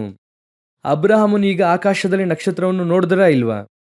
ಓದಿರಿ ಆದಿಕಾಂಡ ಪುಸ್ತಕ 15ನೇ ಅಧ್ಯಾಯ 5ನೇ ವಾಕ್ಯ ಓದಿರಿ. ಆದಿಕಾಂಡ 15:5. ಅವನನ್ನು ಹೊರಗೆ ಕರೆತಂದು ಆಕಾಶದ ಕಡೆಗೆ ನೋಡು, ನಕ್ಷತ್ರಗಳನ್ನು ಲೆಕ್ಕಿಸುವುದು ನಿನ್ನಿಂದಾದರೆ ಲೆಕ್ಕಿಸು, ನಿನ್ನ ಸಂತಾನವು ಅಷ್ಟಾಗುವುದು ಅಂದನು. ಅಬ್ರಹಾಮನು ಯೆಹೋವನನ್ನು ನಂಬಿದನು. ಇದರಲ್ಲಿ ನಂಬುವುದಕ್ಕೇನಿದೆ? ಅವರು ಅವನನ್ನು ಆಚೆ ಕರೆದು ಗುಡಾರದಿಂದ ಆಚೆ ಕರೆಯುತ್ತಾರೆ, ಆಕಾಶವನ್ನು ನೋಡು ಅನ್ನುತ್ತಾರೆ. ನಕ್ಷತ್ರವನ್ನು ಲೆಕ್ಕಿಸುವುದಕ್ಕೆ ಸಾಧ್ಯವಾ? ಇಲ್ಲ. ನಿನ್ನ ಸಂತತಿ ಅಷ್ಟಾಗುವುದು. ಅವನು ಅದನ್ನು ನಂಬಿದನು. ಅದರಲ್ಲಿ ಏನಿದೆ? ಅದರಲ್ಲಿ 12ನೇ ವಾಕ್ಯ ಓದಿರಿ. ಹೊತ್ತು ಮುಳುಗುತ್ತಿರುವಾಗ ಏನಾಗುವಾಗ? ಹಾಗಾದ್ರೆ ಇದಕ್ಕೂ ಮುಂಚೆ ನಡೆದದ್ದೆಲ್ಲ ಯಾವಾಗ ನಡೆಯಿತು? ಬೆಳಗಿನ ಜಾವದಲ್ಲಿ. ಅಬ್ರಹಾಮನನ್ನು ಆಚೆ ಕರೆದಾಗ ಆಕಾಶವನ್ನು ನೋಡು. ಆನಂತರವಾಗಿ ಹೇಳುತ್ತಾರೆ, 3 ವರ್ಷಗಳ ಮಣಕ, ಆಡು, ಟಗರು, ಬೆಳವಕ್ಕಿ, ಪಾರಿವಾಳ ತಗೊಂಬ ಅನ್ನುತ್ತಾರೆ. ಅವನು ತೆಗೆದುಕೊಂಡು ಬರುತ್ತಾನೆ, ತುಂಡು ಮಾಡುತ್ತಾನೆ, ಎಲ್ಲವನ್ನು ಬಲಿಪೀಠದ ಮೇಲೆ ಇಡುತ್ತಾನೆ. ಆನಂತರವಾಗಿ ವಾಕ್ಯ ಹೇಳುತ್ತದೆ ಒತ್ತು. ಹಾಗಾದರೆ ಇಷ್ಟೆಲ್ಲ ಕಾರ್ಯ ಅವರು ಯಾವಾಗ ಮಾಡಿದ್ದಾರೆ? ಬೆಳಗಿನ ಜಾವದಲ್ಲಿ. ಈಗ ಯೋಚನೆ ಮಾಡಿ ನೋಡಿ. ಈಗ ಅವರು ಹೊರಗೆ ಕರೆದು ಆಕಾಶವನ್ನು ನೋಡು, ಕಾಣುತ್ತಾ? ಕಾಣಲ್ವಾ? ಕಾಣಲ್ಲ. ಅವನು ಅದನ್ನು ನಂಬಿದನು. ಅರ್ಥ ಆಗ್ತಿದೆ ಈಗ? ಹಾಗಾದ್ರೆ ಮೇಲೆ ಕಾಣ್ತಿಲ್ಲ, ನನ್ನ ಕಣ್ಣಿಗೆ ಕಾಣ್ತಿಲ್ಲ, ಆದ್ರೆ ನಕ್ಷತ್ರ ಇದೆ ಎಂಬುದಾಗಿ ನಾನು ನಂಬುತ್ತೇನೆ. ನನ್ನ ಕಣ್ಣಿಗೆ ಕಾಣುತ್ತಿಲ್ಲ. ಅದೇ ನಂಬಿಕೆಯ ಫಾರ್ಮುಲಾ. ನಂಬುವುದರ ಮೇಲೆ ಭರವಸೆದಿಂದಿರುವುದು, ಕಾಣದಿರುವುದರ ವಿಷಯದಲ್ಲಿ ನಿಶ್ಚಯದಿಂದಿರುವುದು. ಈ ಅಬ್ರಹಾಮನಿಗೆ ಇಷ್ಟೊಂದು ಪ್ರಕಟಣೆ ಇದೆಯಲ್ಲ, ಅವಳಿಗೆ ಎಷ್ಟಿರಬೇಕು? ಆದಾಮನಿಗೆ ಎಷ್ಟಿರಬೇಕು? ಅವರು ಹೇಗೆ ಉಂಟು ಮಾಡಲ್ಪಟ್ಟವರು? ದೇವರ ವಾಕ್ಯದಿಂದಲೂ ಕೃತ್ಯದಿಂದಲೂ ಉಂಟು ಮಾಡಿ, ದೇವರ ಸ್ವಾರೂಪ್ಯ, ದೇವರ ಹೋಲಿಕೆ, ಹಾಗೆಯೇ ನಿಂತಿದ್ದಾರೆ, ಪ್ಯೂರೆಸ್ಟು. ಹಾಗಾದರೆ ಯಾರು? ಮೊದಲನೇ ಆದಾಮನು, 2ನೇ ಆದಾಮನಾದ ಯೇಸು ಕ್ರಿಸ್ತನಿಗೆ ಸ್ವಾರೂಪ್ಯ. ಯಾಕಂದ್ರೆ ಅವನು ದೇವರ ಸ್ವಾರೂಪ್ಯ ಅಂತ ಬೈಬಲ್ ಹೇಳುತ್ತದೆ. ಹಾಗಾದರೆ ಅವನಿಗೆ ಅವನ ದರ್ಶನ ಗೊತ್ತಾಗ್ಬೇಕಲ್ವಾ? ಆ ದರ್ಶನ ತಿಳಿದಿದ್ರೆ ತಾನೇ ಅವನ ಹಣ್ಣನ್ನು ತಿನ್ನುವುದಿಲ್ಲ. ಅನೇಕ ಸಮಯದಲ್ಲಿ ನೀವು ನಾನು ಯಾಕೆ ನಾವು ಪಾಪವನ್ನು ಮಾಡುತ್ತೇವೆ ಅಥವಾ ಬಲಹೀನತೆಯಲ್ಲಿ ಬೀಳುತ್ತೇವೆ? ನಮಗೆ ಒಂದು ಭಾವನೆ ಇದೆ, ನಾನು ಬೀಳಬಾರದಂತ ಅಂದುಕೊಳ್ಳುತ್ತೇನೆ, ಆದ್ರೆ ಏನ್ ಮಾಡ್ತೇನೆ? ಬೀಳುತ್ತೇನೆ. ಅನೇಕರು ಆಸೆ ಪಟ್ಟು ಬೀಳುವುದಿಲ್ಲ, ಬಲಹೀನನಾಗಿ ಬೀಳುತ್ತಾರೆ. ಆಸೆ ಪಟ್ಟು ಬೀಳುವಂತವರು ಉದ್ದಟತನದಿಂದ. ಅವನಿಗೆ ಗೊತ್ತು, ಆದ್ರೂ ಕೂಡ ಏನ್ ನೋಡುತ್ತೆ ನೋಡ್ಕೊಳ್ಳೋಣ ಎಂಬುದಾಗಿ ಮಾಡುತ್ತಾನೆ. ಅದು ಉದ್ದಟತನದಿಂದ. ಕೆಲವರು ಮಾಡಬಾರದೆಂದು ನೆನೆಸುತ್ತಾರೆ. ಪೌಲನು ಹೇಳುತ್ತಾರೆ ಅಲ್ವಾ, ನಾನು ಯಾವುದನ್ನು ಮಾಡಬಾರದೆಂದು ನೆನೆಸುತ್ತೇನೋ ಅದನ್ನೇ ನಾನು ಮಾಡುತ್ತೇನೆ. ಅವರಿಗೆ ಭಾವನೆ ಇದೆ, ಬೇಡ ಇದನ್ನು ನಾನು ಮಾಡಬಾರ್ದಂತ.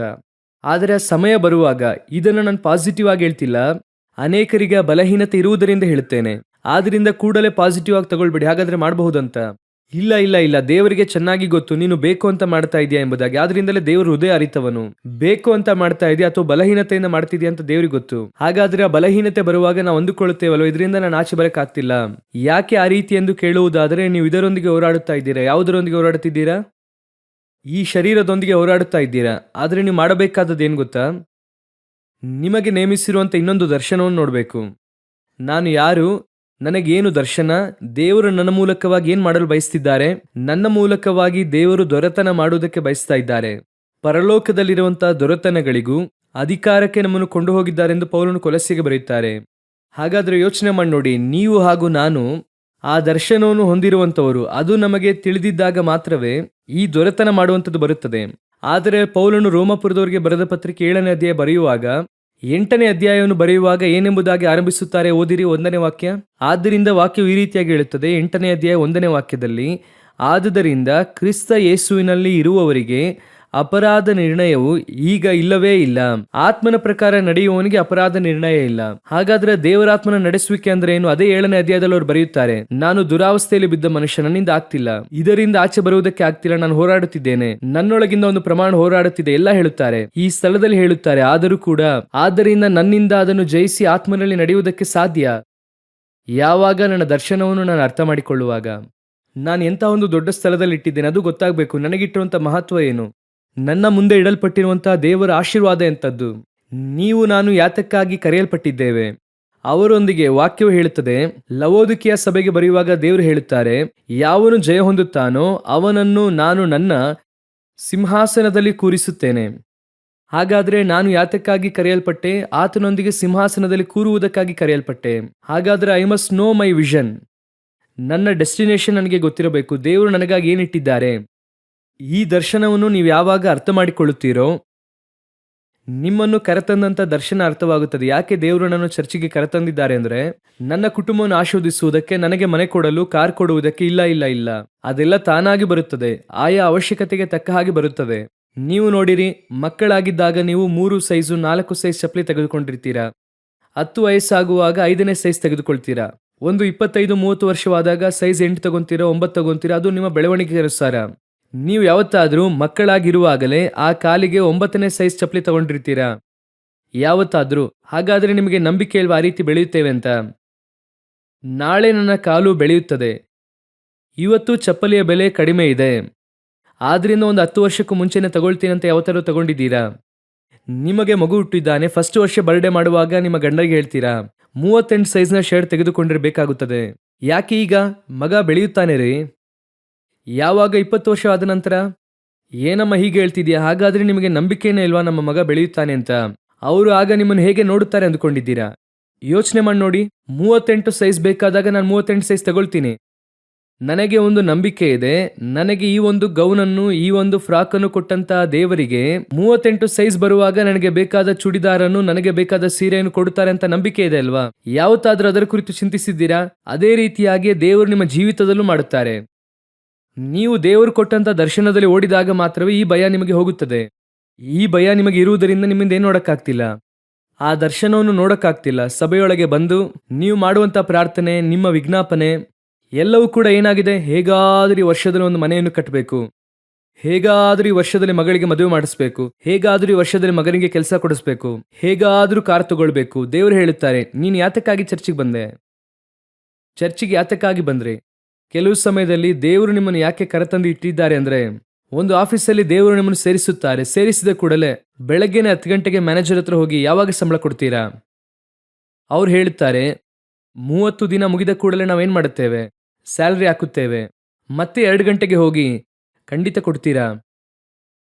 ಆ ವ್ಯಕ್ತಿ ಖಂಡಿತವಾಗಿ ಕೊಡುತ್ತೇವೆ ಅಮ್ಮ, ನೋಡಿ ಈ ಆಫೀಸಲ್ಲಿ 10 ವರ್ಷದಿಂದ ಕೆಲಸ ಮಾಡ್ತಿದ್ದಾರೆ, ಎಲ್ಲರಿಗೂ ಕೂಡ ನಾವು ಕೊಟ್ಟಿದ್ದೇವೆ, ನಿನ್ನೊಬ್ಬಳಿಗೆ ಕೊಡುವುದಿಲ್ವಾ? ಖಂಡಿತವಾಗಿ ಕೊಡುತ್ತೇವೆ. 4 ಗಂಟೆಗೆ ಹೊರಡುವಾಗ ನೀವು ಹೇಳಿದ್ದು ಸತ್ಯ ತಾನೆ? ನೀವು ವಾಗ್ದಾನ ಮಾಡಿದ್ದು ಸತ್ಯ ತಾನೆ? ಕನ್ಫರ್ಮ್ ಆಗಿ ಕೊಡುತ್ತೀರಾ ತಾನೆ?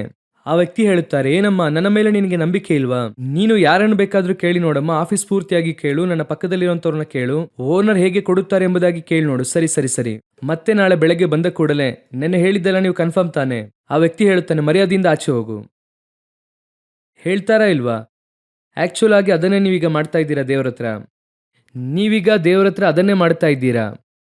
ನಿಮ್ಗೆ ಗೊತ್ತಾಗ್ತಾ ಇಲ್ಲ ಇವತ್ತು ಏನು ನಡೀತಾ ಇದೆ ಎಂಬುದಾಗಿ ಕೇಳೋದಾದರೆ, ದೇವರು ನಿಮಗೆ ಇಟ್ಟಿರುವಂತಹ ಆ ದರ್ಶನದ ಮಹತ್ವವು ಗೊತ್ತಿಲ್ಲದೆ ಇರುವುದರಿಂದ ನಾನು ಹೀಗೆ ಹೇಳುತ್ತೇನೆ, ಸೈತಾನನು ನಿಮಗೆ ಏನು ಮಾಡಿದ್ದಾನೆ ಅಂದ್ರೆ, ಹೇಗೆ ಒಳ್ಳೆದರ ಕೆಟ್ಟದರ ಅರಿವನ್ನು ಹುಟ್ಟಿಸುವಂತದನ್ನು ತೋರಿಸಿದ್ನೋ ಅದೇ ರೀತಿಯಾಗಿ ಈ ಲೋಕದಲ್ಲಿ ಮನುಷ್ಯರಿಗೆ ಎಂಬುದಾಗಿ ಸಂತೋಷ ಇದೆ.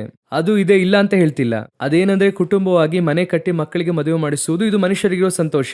ಅದು ಒಳ್ಳೆದರ ಕೆಟ್ಟದರ ಅರಿವನ್ನು ಹುಟ್ಟಿಸುವ ವೃಕ್ಷ ಇದ್ದ ಹಾಗೆ. ಅದನ್ನು ತೋರಿಸಿ ನೀವು ಇದನ್ನು ಮಾಡದ ಹಾಗೆ ಮಾಡಿದ್ದಾನೆ, ಈ ದರ್ಶನ ಮಾಡದ ಹಾಗೆ ಮಾಡಿದ್ದಾನೆ.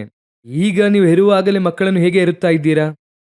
ನಿಮ್ಮೊಳಗೆ ಇರುವಂತ ತಾಟ್ ತಾನೇ ನಿಮ್ಮ ಮಕ್ಕಳಿಗೆ ಬರುತ್ತದೆ. ಅದೇ ತಾನೇ ಬರುತ್ತದೆ.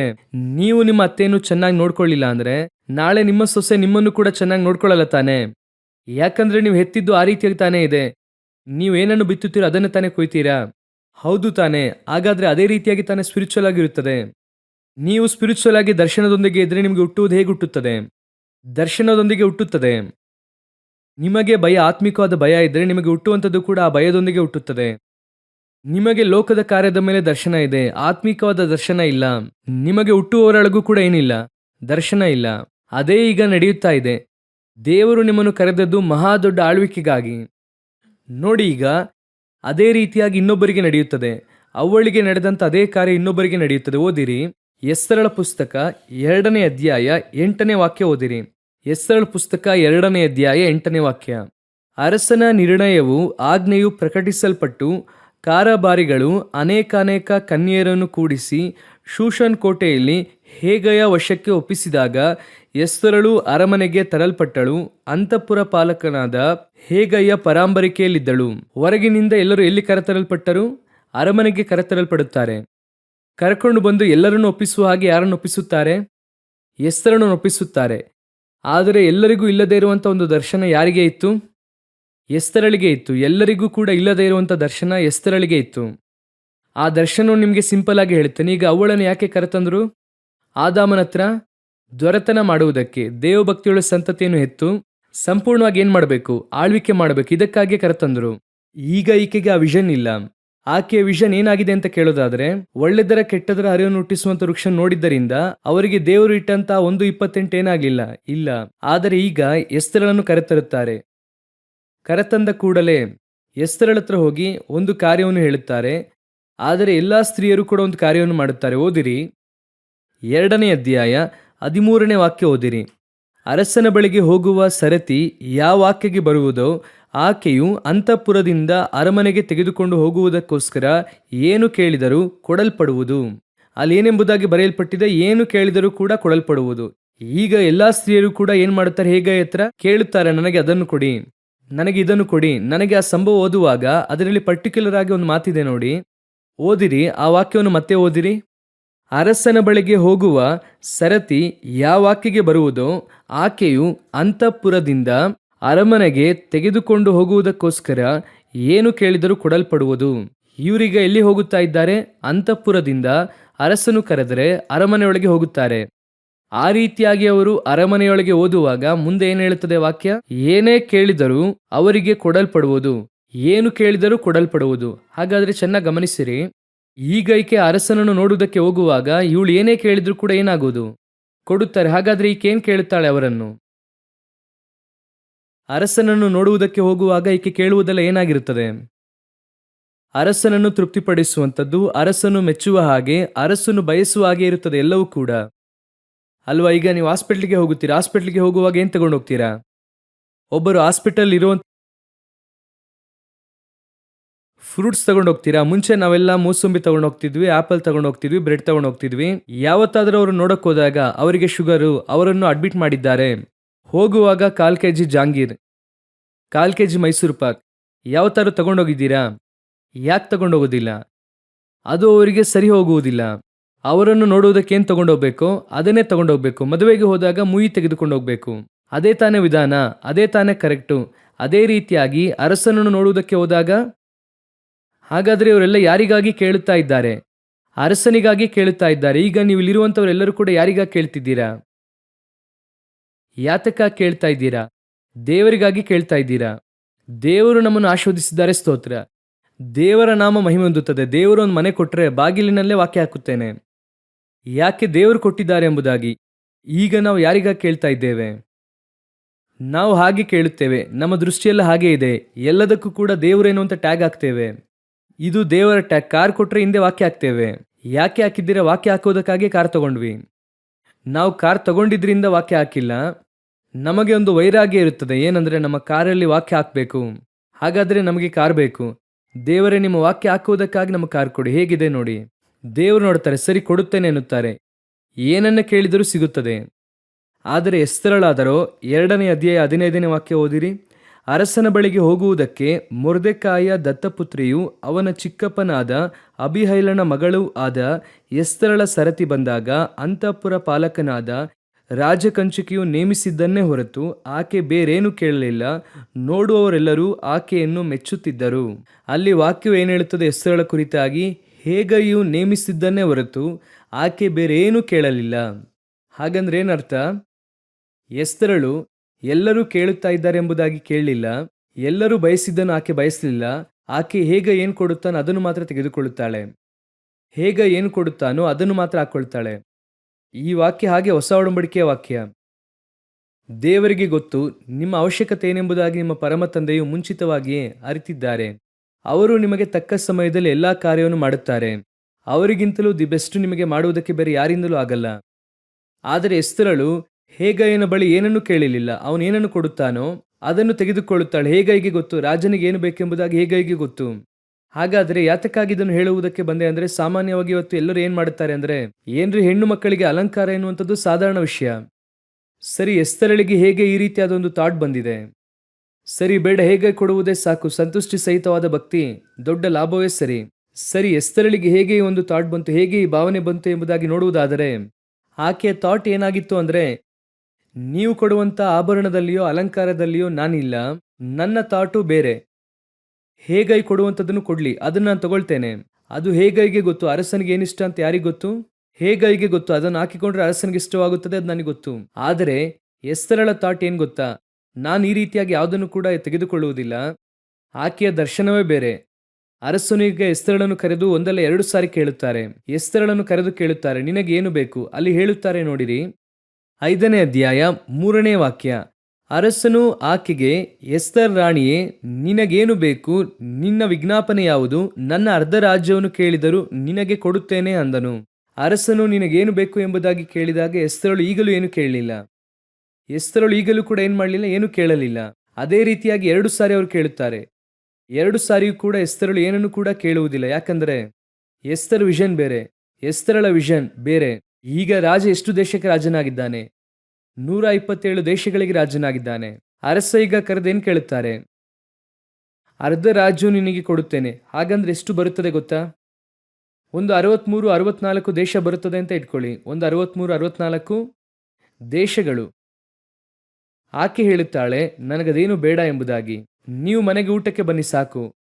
ಏನಪ್ಪ ಇದು ಹೀಗೆ? ಬೇರೆ ಸ್ತ್ರೀಯರು ಎಲ್ಲವನ್ನೂ ಕೇಳುವಾಗ ಆಕೆ ನನಗೇನು ಬೇಡ ಎಂಬುದಾಗಿ ಹೇಳಿದಳು. ಹೇಗ ಏನು ಕೊಡುತ್ತಾನೆ ಅದೇ ಸಾಕು, ನಾನು ಹಾಕೊಂಡು ಹೋಗುತ್ತೇನೆ ಎಂದಳು. ಅದೇ ಸಮಯದಲ್ಲಿ ಅರಸನು ಕೇಳುತ್ತಾನೆ. ಈಗ ಅರಸನ ಹತ್ರ ಕೂಡ ಹೋಗಿದ್ದಾಯಿತು. ಯಾಕೆ ಅರಸನ ಹತ್ರ ಬಂದೆ? 63 ದೇಶಗಳು ಕೊಡುತ್ತೇನೆ ಅಂತ ಹೇಳ್ತಿದ್ದಾನೆ. 63 ದೇಶಗಳು. ಆಕೆ ಹೇಳುತ್ತಾಳೆ ಅದೇನು ಬೇಡ ಅಂತ. ಏನಪ್ಪ ಈಕೆಯ ಕತೆ ಹೀಗೆ ಹೋಗುತ್ತಾ ಇದೆ? ಯಾವ್ದು ಕೊಟ್ಟರು ಬೇಡ ಅಂತಿದ್ದಾಳೆ ಎಂಬುದಾಗಿ ನೋಡೋದಾದರೆ, ನಾನು ಕೇಳಿ ನೀವು ಕೊಟ್ರಿ ಅಂದರೆ 63 ದೇಶಗಳಷ್ಟೇನೆ. ಆದರೆ ನನ್ನ ವಿಷನ್ ಅದಲ್ಲ. ನಾನು 127 ದೇಶಗಳಿಗೂ ಕೂಡ ರಾಣಿಯಾಗಿ ಮಾರ್ಪಡಬೇಕು. ನಾನು ನಿಮ್ಮ ಪಕ್ಕದಲ್ಲಿ ಬಂದು ಕೂತ್ಕೊಂಡೆ ಅಂದರೆ ಅರ್ಧ ಭಾಗ ಅಲ್ಲ, ಎಲ್ಲದಕ್ಕೂ ಕೂಡ ನಾನೇ ರಾಣಿ. ನಿಮ್ಮ ಪಕ್ಕದಲ್ಲಿ ಕೂತ್ಕೊಂಡೆ ಅಂದರೆ ವಿಷನ್ ಅಷ್ಟು ದೊಡ್ಡದು. ಆ ವಿಷನ್ ಬರಬೇಕು. ಆ ವಿಷನ್ ಬಂದರೆ ಮಾತ್ರವೇ ನೀವು ಬೇರೆ ಸ್ತ್ರೀಯರು ಆಸೆ ಪಟ್ಟದನ್ನು ಆಸೆ ಪಡುವುದಿಲ್ಲ. ಯಾರು ಅರ್ಧ ಭಾಗ ಕೊಟ್ಟರು ಕೂಡ ಇಸ್ಕೊಳ್ಳೋದಿಲ್ಲ. ಒಳ್ಳೆದರ ಕೆಟ್ಟದರ ಅರಿವನ್ನು ಹುಟ್ಟಿಸುವಂಥ ವೃಕ್ಷವನ್ನು ತಿನ್ನೋದಿಲ್ಲ. ಇದೆಲ್ಲ ನಿಮ್ಮಿಂದ ಯಾವಾಗ ಜಯಿಸುವುದಕ್ಕೆ ಸಾಧ್ಯ ಅಂದರೆ ನನ್ನ ವಿಷನ್ ಬಹಳ ದೊಡ್ಡದು. 127 ದೇಶಗಳು. ಅದೇ ರೀತಿಯಾಗಿ ನನ್ನ ವಿಷನ್ ಪರಲೋಕ. ನಾನು ಆತನೊಂದಿಗೆ ಸಿಂಹಾಸನದಲ್ಲಿ ಕೂರುವೆನು. ಆತನೊಂದಿಗೆ ಆಳ್ವಿಕೆಯನ್ನು ಮಾಡುವವನಾಗಿದ್ದೇನೆ. ಆತನೊಂದಿಗೆ ಬಲಪಾರ್ಶ್ವದಲ್ಲಿ ಕೂರುತ್ತೇನೆ. ನನ್ನ ದೇಶ ಪರಲೋಕ. ಅಲ್ಲಿ ನನಗೆ ಅಂತ್ಯವಿಲ್ಲ. ನಾನು ಅಲ್ಲಿ ಹೋಗಿ ಆಳ್ವಿಕೆ ಮಾಡುವಂಥವನು. ಏನೇ ಭೂಮಿಯನ್ನು ನನ್ನ ಕೈಯಲ್ಲಿ ತಂದು ಕೊಟ್ಟರು ಕೂಡ ಯೇಸು ಸುಂದರವಾಗಿ ಒಂದು ಮಾತನ್ನು ಹೇಳುತ್ತಾರೆ, ತೊಲಗು ಸೈತಾನನೇ. ಯಾಕೆ? ನೀನು ಕೊಡುವಂಥ ಈ ಭೂಮಿ ಇದೆಯಲ್ಲ, ಅದೊಂದು ಚಿಕ್ಕ ಬಟಾಣಿ ಇದ್ದ ಹಾಗೆ. ಈ ಭೂಮಿಗೆ ಅರಸನಾಗುವುದಕ್ಕೋಸ್ಕರವಾಗಿ ಈ ಭೂಮಿಗೆ ನಾನು ಬರಲಿಲ್ಲ. ಈ ಭೂಮಿಯನ್ನು ಸೇರಿ ತಂದೆಯ ಬಲಪಾರ್ಶ್ವದಲ್ಲಿ ಕೂರುವುದಕ್ಕೋಸ್ಕರವಾಗಿ ನಾನು ಬಂದಿದ್ದೇನೆ. ಈ ಥಾಟ್ ಬರಬೇಕು, ಈ ಒಂದು ದರ್ಶನ ಬರಬೇಕು. ಅದಕ್ಕಾಗಿ ದೇವರು ನಿಮ್ಮನ್ನು ಒಳಗೆ ತಂದಿದ್ದಾರೆ. ನಿಮ್ಮನ್ನು ಸುಂದರವಾಗಿ ಸೈತಾನನು, ಒಬ್ಬೊಬ್ಬರನ್ನು ಒಂದೊಂದು ರೀತಿಯಲ್ಲಿ ಸೈತಾನನು ಎಳೆಯುತ್ತಾನೆ. ಏಸಾವನಿಗೆ ಒಂದು ಆಹಾರದಿಂದ, ಅವಳಿಗೆ ಈಗ ಒಂದು ಹಣ್ಣಿನ ನಿಮಿತ್ತ. ಸೌಲನಿಗೆ ಕುರಿದನ, ಇಸ್ಕರಿತ್ಯೂದನಿಗೆ 30 ಬೆಳ್ಳಿಕಾಸು. ಆನಂತರ ಬೀಳಾಮನಿಗೆ ಬಾಲಾಕನ ಆಶೀರ್ವಾದ. ಅರ್ಥವಾಗುತ್ತಿದೆಯಾ? ಆನಂತರವಾಗಿ ನೋಡುವುದಾದರೆ ಗೆಹಜಿ, ಅವನಿಗೆ ನಾಮನನ್ನು ಕೊಡುವಂಥ ಹಣ. ಆ ರೀತಿಯಾಗಿ ನೋಡುವುದಾದರೆ ಈ ರೀತಿಯಾಗಿ ಎಲ್ಲವೂ ಕೂಡ ಸೈತಾನನು ಕೊಡುವಂಥದ್ದು. ಯಾವುದಾದ್ರೂ ತೋರಿಸುವುದು ಅದನ್ನೇ ಯೇಸುವಿಗೆ ಎಕ್ಸ್ಟ್ರೀಮ್ ಆಗಿ ತೋರಿಸುತ್ತಾನೆ. ಲೋಕದ ರಾಜ್ಯ ವೈಭವ ಎಲ್ಲ ಕೊಡುತ್ತೇನೆ.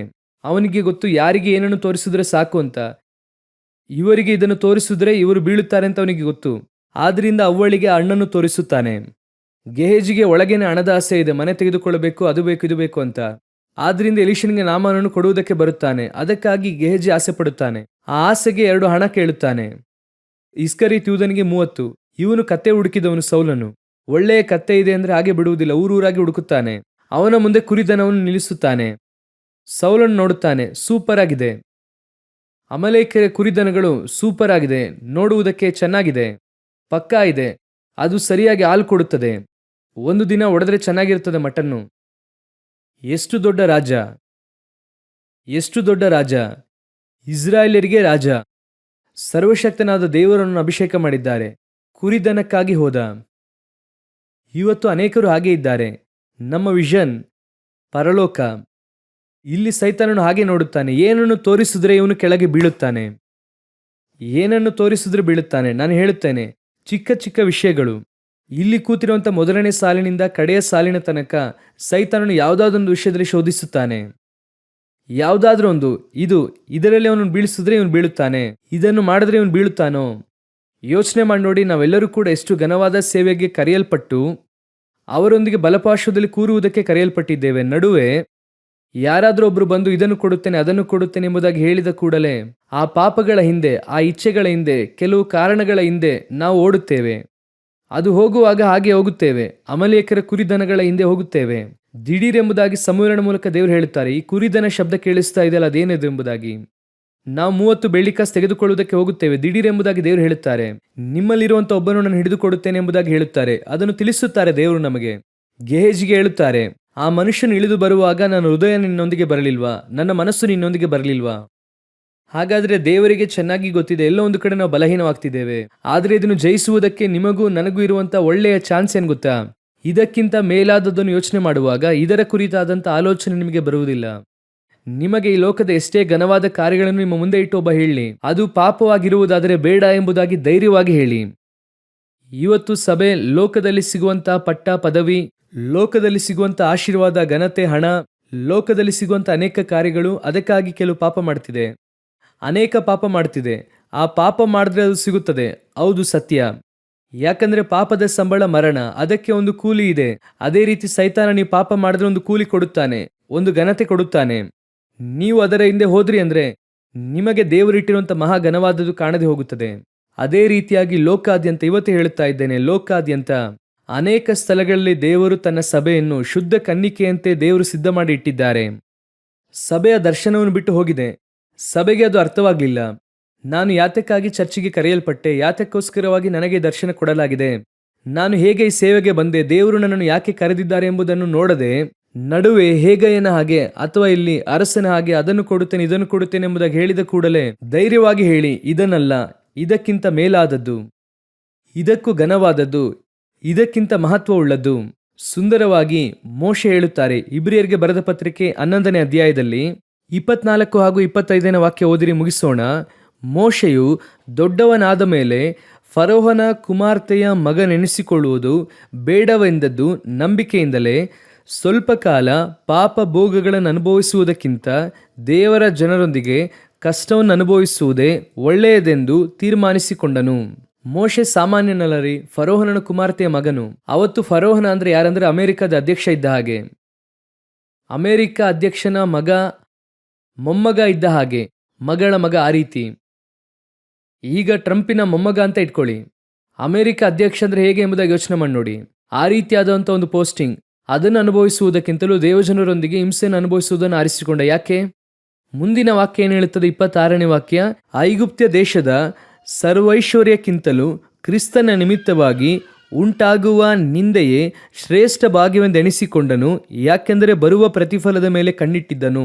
ಚೆನ್ನಾಗಿ ಗಮನಿಸಿರಿ, ಅವನಿಗೆ ಐಗುಪ್ತದಲ್ಲಿರುವಂಥ ಈ ಭೂಮಿಯಲ್ಲಿರುವಂಥ ಎಲ್ಲ ಐಶ್ವರ್ಯಕ್ಕಿಂತಲೂ ಎಲ್ಲದಕ್ಕಿಂತಲೂ ನನಗೆ ಕ್ರಿಸ್ತನು ಇನಿ ಬರುವಂತಹ ಫಲ ನನಗೆ ಇನ್ನೂ ಒಂದು ಇದೆ, ಅದನ್ನೇ ಬೇಕು ಎಂಬುದಾಗಿ ಹೇಳುತ್ತಿದ್ದಾನೆ. ಆದ್ದರಿಂದ ಕೆಲವು ಹಿಂಸೆಗಳು ನನಗೇನಾಗುತ್ತದೆ ಇಲ್ಲಿ ಬರುತ್ತದೆ.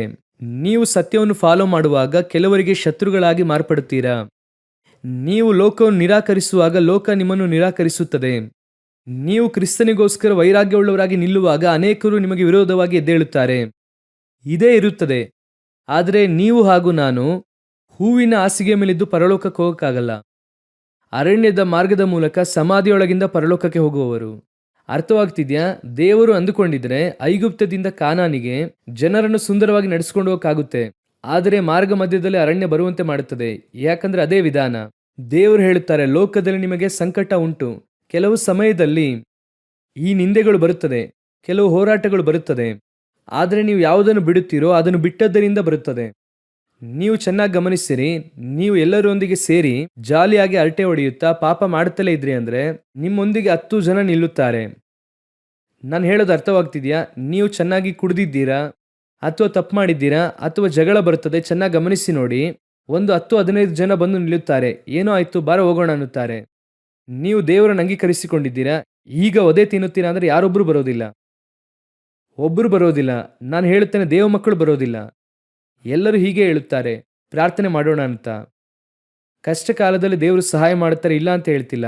ಆದರೆ ಈ ಲೋಕದವರು ಅರ್ಜೆಂಟ್ಗೆ ಬರುತ್ತಾರೆ ಅಲ್ವಾ, ಆ ರೀತಿಯಾಗಿ ಇಲ್ಲಿ ನಡೆಯೋದಿಲ್ಲ. ಆದರೆ ಇಲ್ಲಿ ಬರುವಂಥದ್ದು ಕರ್ತನೇ ಆಗಿರುತ್ತಾರೆ. ಕೆಲವು ಸಮಯದಲ್ಲಿ ಕರ್ತನು ಅದಕ್ಕೆ ಅನುಮತಿ ಕೊಡುತ್ತಾರೆ. ನಾವು ಹಾದು ಹೋಗಬೇಕಾದ ಮಾರ್ಗವಾಗಿರುತ್ತದೆ. ಆದರೆ ಒಂದು ಮಾತ್ರ ನಿಶ್ಚಯ, ಒಂದು ಫಲ ಬರುತ್ತಾ ಇದೆ. ನೀವೀಗ ಲೋಕದವರೊಂದಿಗೆ ಜಗಳ ಆಡ್ತೀರಾ ಅಂತ ಇಟ್ಕೊಳ್ಳಿ, ಒಂದು 10 ಜನ ಬರ್ತಾರೆ, ಜೊತೆಗೆ ನಿಲ್ಲುತ್ತಾರೆ, ನಮಗೆ ಧೈರ್ಯ ಇರುತ್ತದೆ, ನಮ್ಮ ಫ್ರೆಂಡ್ಸ್ ಇದ್ದಾರೆ, ನಮ್ಮ ಸಂಬಂಧಿಕರಿದ್ದಾರೆ ಎಂಬುದಾಗಿ. ಆದರೆ ಅಂತಿಮ ಜೈಲಾಗಿರುತ್ತದೆ. ಆದರೆ ಅಂತ್ಯ ಏನೋ ಒಡಿಬಡಿ ನಡೆದಿರುತ್ತದೆ, ಸ್ವಲ್ಪ ಭಯ ಇರುತ್ತದೆ, ಮತ್ತೆ ಒಡೆಯುತ್ತಾರೋ ಏನೆಂಬುದಾಗಿ ಇರುತ್ತದೆ. ಅದೊಂದು ರೀತಿ ಹೋಗ್ತಾ ಇರುತ್ತದೆ. ಆದರೆ ಈಗ ನೀವು ಕ್ರಿಸ್ತನಿಗಾಗಿ ಪಾಡನ್ನು ಅನುಭವಿಸಿ ನೋಡಿ, ನಿಮಗೆ ಒಂದು ತೃಪ್ತಿ ಇರುತ್ತದೆ, ನನಗೆ ಒಂದು ಫಲ ಇದೆ. ನಿಶ್ಚಯವಾಗಿ ದೇವರು ನನಗೆ ಸಹಾಯ ಮಾಡುತ್ತಾರೆ. ನನಗೆ ದೇವರು ಹೇಳಿಕೊಟ್ಟಿದ್ದು, ಯಾರಾದರೂ ನಿನಗೆ ಬೈದ್ರು ಅಂದ್ರೆ ನೀನು ಮತ್ತೆ ಬೈದೆ ಅಂದರೆ ಲೆಕ್ಕಾಚಾರ ಅಲ್ಲೇ ಮುಗಿಯಿತು. ಅವನು ಬೈದ, ನೀನು ಬೈದೆ, ಲೆಕ್ಕ ಮುಗಿದೋಯ್ತು. ಈಗ ಅವನು ನಿನಗೆ ಬೈಯುತ್ತಾನೆ ಅಥವಾ ನಿನಗೆ ವಿರೋಧವಾಗಿ ಎದ್ದೇಳುತ್ತಾನೆ. ನೀನು ಸುಮ್ಮನೆ ಹೋದೆ ಅಂದರೆ ನಾನು ನಿನಗೋಸ್ಕರ ವಾದಿಸುತ್ತೇನೆ. ನೀನು ಮೌನವಾಗಿದ್ದರಿಂದ ನಾನು ನಿನ್ನನ್ನು ಆಶೀರ್ವದಿಸುತ್ತೇನೆ. ಇದು ಡಬಲ್ ಫೋಲ್ಡ್ ಬ್ಲೆಸ್ಸಿಂಗ್. ನಮಗೋಸ್ಕರ ಯುದ್ಧ ಮಾಡುವವರು ಅಲ್ಲಿದ್ದಾರೆ. ಎರಡನೆಯದಾಗಿ, ನಾವು ಮೌನವಾಗಿ ಇದ್ದದರಿಂದ ದೇವರು ನಮ್ಮನ್ನೇನು ಮಾಡುತ್ತಾರೆ, ಆಶೀರ್ವದಿಸುತ್ತಾರೆ. ಕೆಲವು ಸಮಯದಲ್ಲಿ ಈ ಪರಿಸ್ಥಿತಿಯನ್ನು ನಾವು ಕ್ರಾಸ್ ಮಾಡಬೇಕು. ಹೇಗೆ ಕ್ರಾಸ್ ಮಾಡಬೇಕು? ಬರಲಿಕ್ಕಿರುವಂಥ ಫಲದ ಮೇಲೆ ಕಣ್ಣಿಟ್ಟು, ನನಗೆ ದೇವರೊಂದನ್ನು ಇಟ್ಟಿದ್ದಾರೆ. ಹಾಗಾದ್ರೆ ಆ ದರ್ಶನವನ್ನು ನೋಡಿ ನೀವು ಓಡುತ್ತಾ ಓಡುತ್ತಾ ಓಡುತ್ತಾ ಇದನ್ನು ಈಸಿಯಾಗಿ ಜಯಿಸುವುದಕ್ಕೆ ಸಾಧ್ಯ. ಅವಳಿಂದ ಆಗದೇ ಇದ್ದದ್ದು ಎಸ್ತರಳಿಂದ ಸಾಧ್ಯವಾಯಿತು. ಹಾಲೆಲೂಯ. ಅವಳು ಒಳ್ಳೆಯದರ ಕೆಟ್ಟದರ ಅರಿವನ್ನು ಹುಟ್ಟಿಸುವ ವೃಕ್ಷವನ್ನು ನೋಡಿದ್ಲು, ಆದರೆ ಎಸ್ತರಳು ರಾಜ ಕೊಟ್ಟಿದ್ದನ್ನು ನೋಡಲಿಲ್ಲ. ಇವರು ಜೀವವೃಕ್ಷದ ಹಣ್ಣನ್ನು ಮಿಸ್ ಮಾಡಿದ್ರು. ಆಕೆ 127 ದೇಶಕ್ಕೆ ರಾಣಿಯಾದಳು. ಹಾಲೆಲೂಯ. ಅದೇ ದೇವರು ನಿಮಗೂ ನನಗೂ ವಾಗ್ದಾನವನ್ನು ಮಾಡಿದ್ದಾರೆ. ನೀವು ನಾನು ಮಹಾ ಘನವಾದ ಕರುವಿಕೆಗೆ ಕರೆಯಲ್ಪಟ್ಟವರು.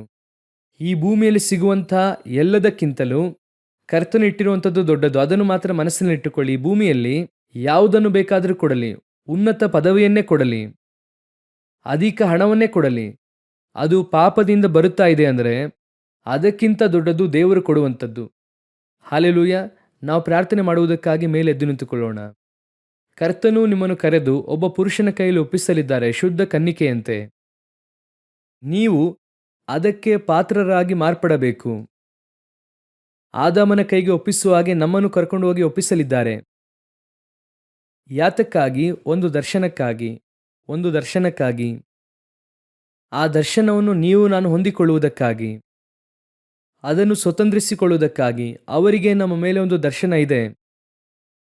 ಆದರೆ ಆ ದರ್ಶನವು ನಿಮಗೆ ಅರ್ಥವಾಗದೇ ಇದ್ದರೆ ನೀವು ಆ ದರ್ಶನವನ್ನು ಬಿಟ್ಟು ಆಚೆ ಹೋಗುತ್ತೀರಾ.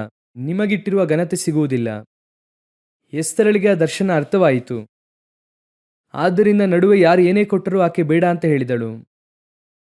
ಸರ್ಪ ಬಂದು ಹಣ್ಣು ಕೊಟ್ಟಿತ್ತು, ಅದನ್ನು ಅವರು ತಿಂದರು. ಇಲ್ಲಿ ಅರಸನೇ ಕರೆದು ಅರ್ಧ ರಾಜ್ಯವನ್ನು ಕೊಡುತ್ತೇನೆ ಅಂದರು, ಆದರೆ ಎಸ್ತರಳು ಬೇಡ ಅಂದಳು. ಒಪ್ಪಿಸಿಕೊಡೋಣವ. ಈ ಭೂಮಿಯಲ್ಲಿ ದೇವರು ಕೊಡದೇ ಇರುವಂಥ ಯಾವುದೇ ಬಂದರೂ ಕೂಡ ಅದು ಪಾಪವಾಗಿಯೇ ಇರುತ್ತದೆ. ಕರ್ತನು ನಿಮಗೂ ನನಗೂ ನೇಮಿಸಿರುವಂಥದ್ದು ಬೇರೆ. ನಾವು ಸರ್ವೈವ್ ಆಗುವುದಕ್ಕೆ ದೇವರು ಎಲ್ಲವನ್ನೂ ಕೊಡುತ್ತಾರೆ. ಆದರೆ ಆಶೀರ್ವಾದ ಎನ್ನುವಂಥದ್ದು ಪರಲೋಕದಲ್ಲೇ ಇದೆ. ಒಪ್ಪಿಸಿಕೊಡೋಣವ ನಮ್ಮನ್ನು. ಕೆಲವರು ನಮ್ಮಲ್ಲಿ ಬಲಹೀನರಾಗಿ ಇದ್ದೇವೆ. ಆಗಾಗ್ಗೆ ಬೀಳುತ್ತೇವೆ, ಏಳುತ್ತೇವೆ, ಆಗಾಗ್ಗೆ ಹೇಳುತ್ತೇವೆ, ನಾನು ಈ ದರ್ಶನದಲ್ಲಿ ಓಡಬೇಕೆಂದು ನೆನೆಸುತ್ತಿದ್ದೇನೆ, ಓಡಕ್ಕಾಗ್ತಿಲ್ಲ. ದೇವರು ಹೇಳ್ತಾರೆ ಓಡಕ್ಕಾಗುತ್ತೆ. ನಿನ್ನಿಂದ ಅಚೀವ್ ಮಾಡೋಕ್ಕೆ ಸಾಧ್ಯ. ಕಡೆಯ ತನಕ ನೆಲೆ ನಿಲ್ಲುವುದಕ್ಕೆ ಸಾಧ್ಯ. ಒಂದನ್ನು ಮಾತ್ರ ಮಾಡು, ನಿನ್ನ ದೃಷ್ಟಿಯನ್ನು ಬದಲಾಯಿಸು. ಎಷ್ಟರ ಮಟ್ಟಿಗೆ ನಿನ್ನಿಂದ ಗ್ರಹಿಸುವುದಕ್ಕೆ ಸಾಧ್ಯವೋ ಗ್ರಹಿಸು. ನಿನ್ನ ಆತ್ಮಿಕ ಕಣ್ಣುಗಳು ತೆರೆಯಲ್ಪಡಲಿ. ಸತ್ಯವೇದದಲ್ಲಿ ನಾನು ಹೇಳಿಟ್ಟಿರುವ ಮಹತ್ವಗಳನ್ನು ನೋಡು.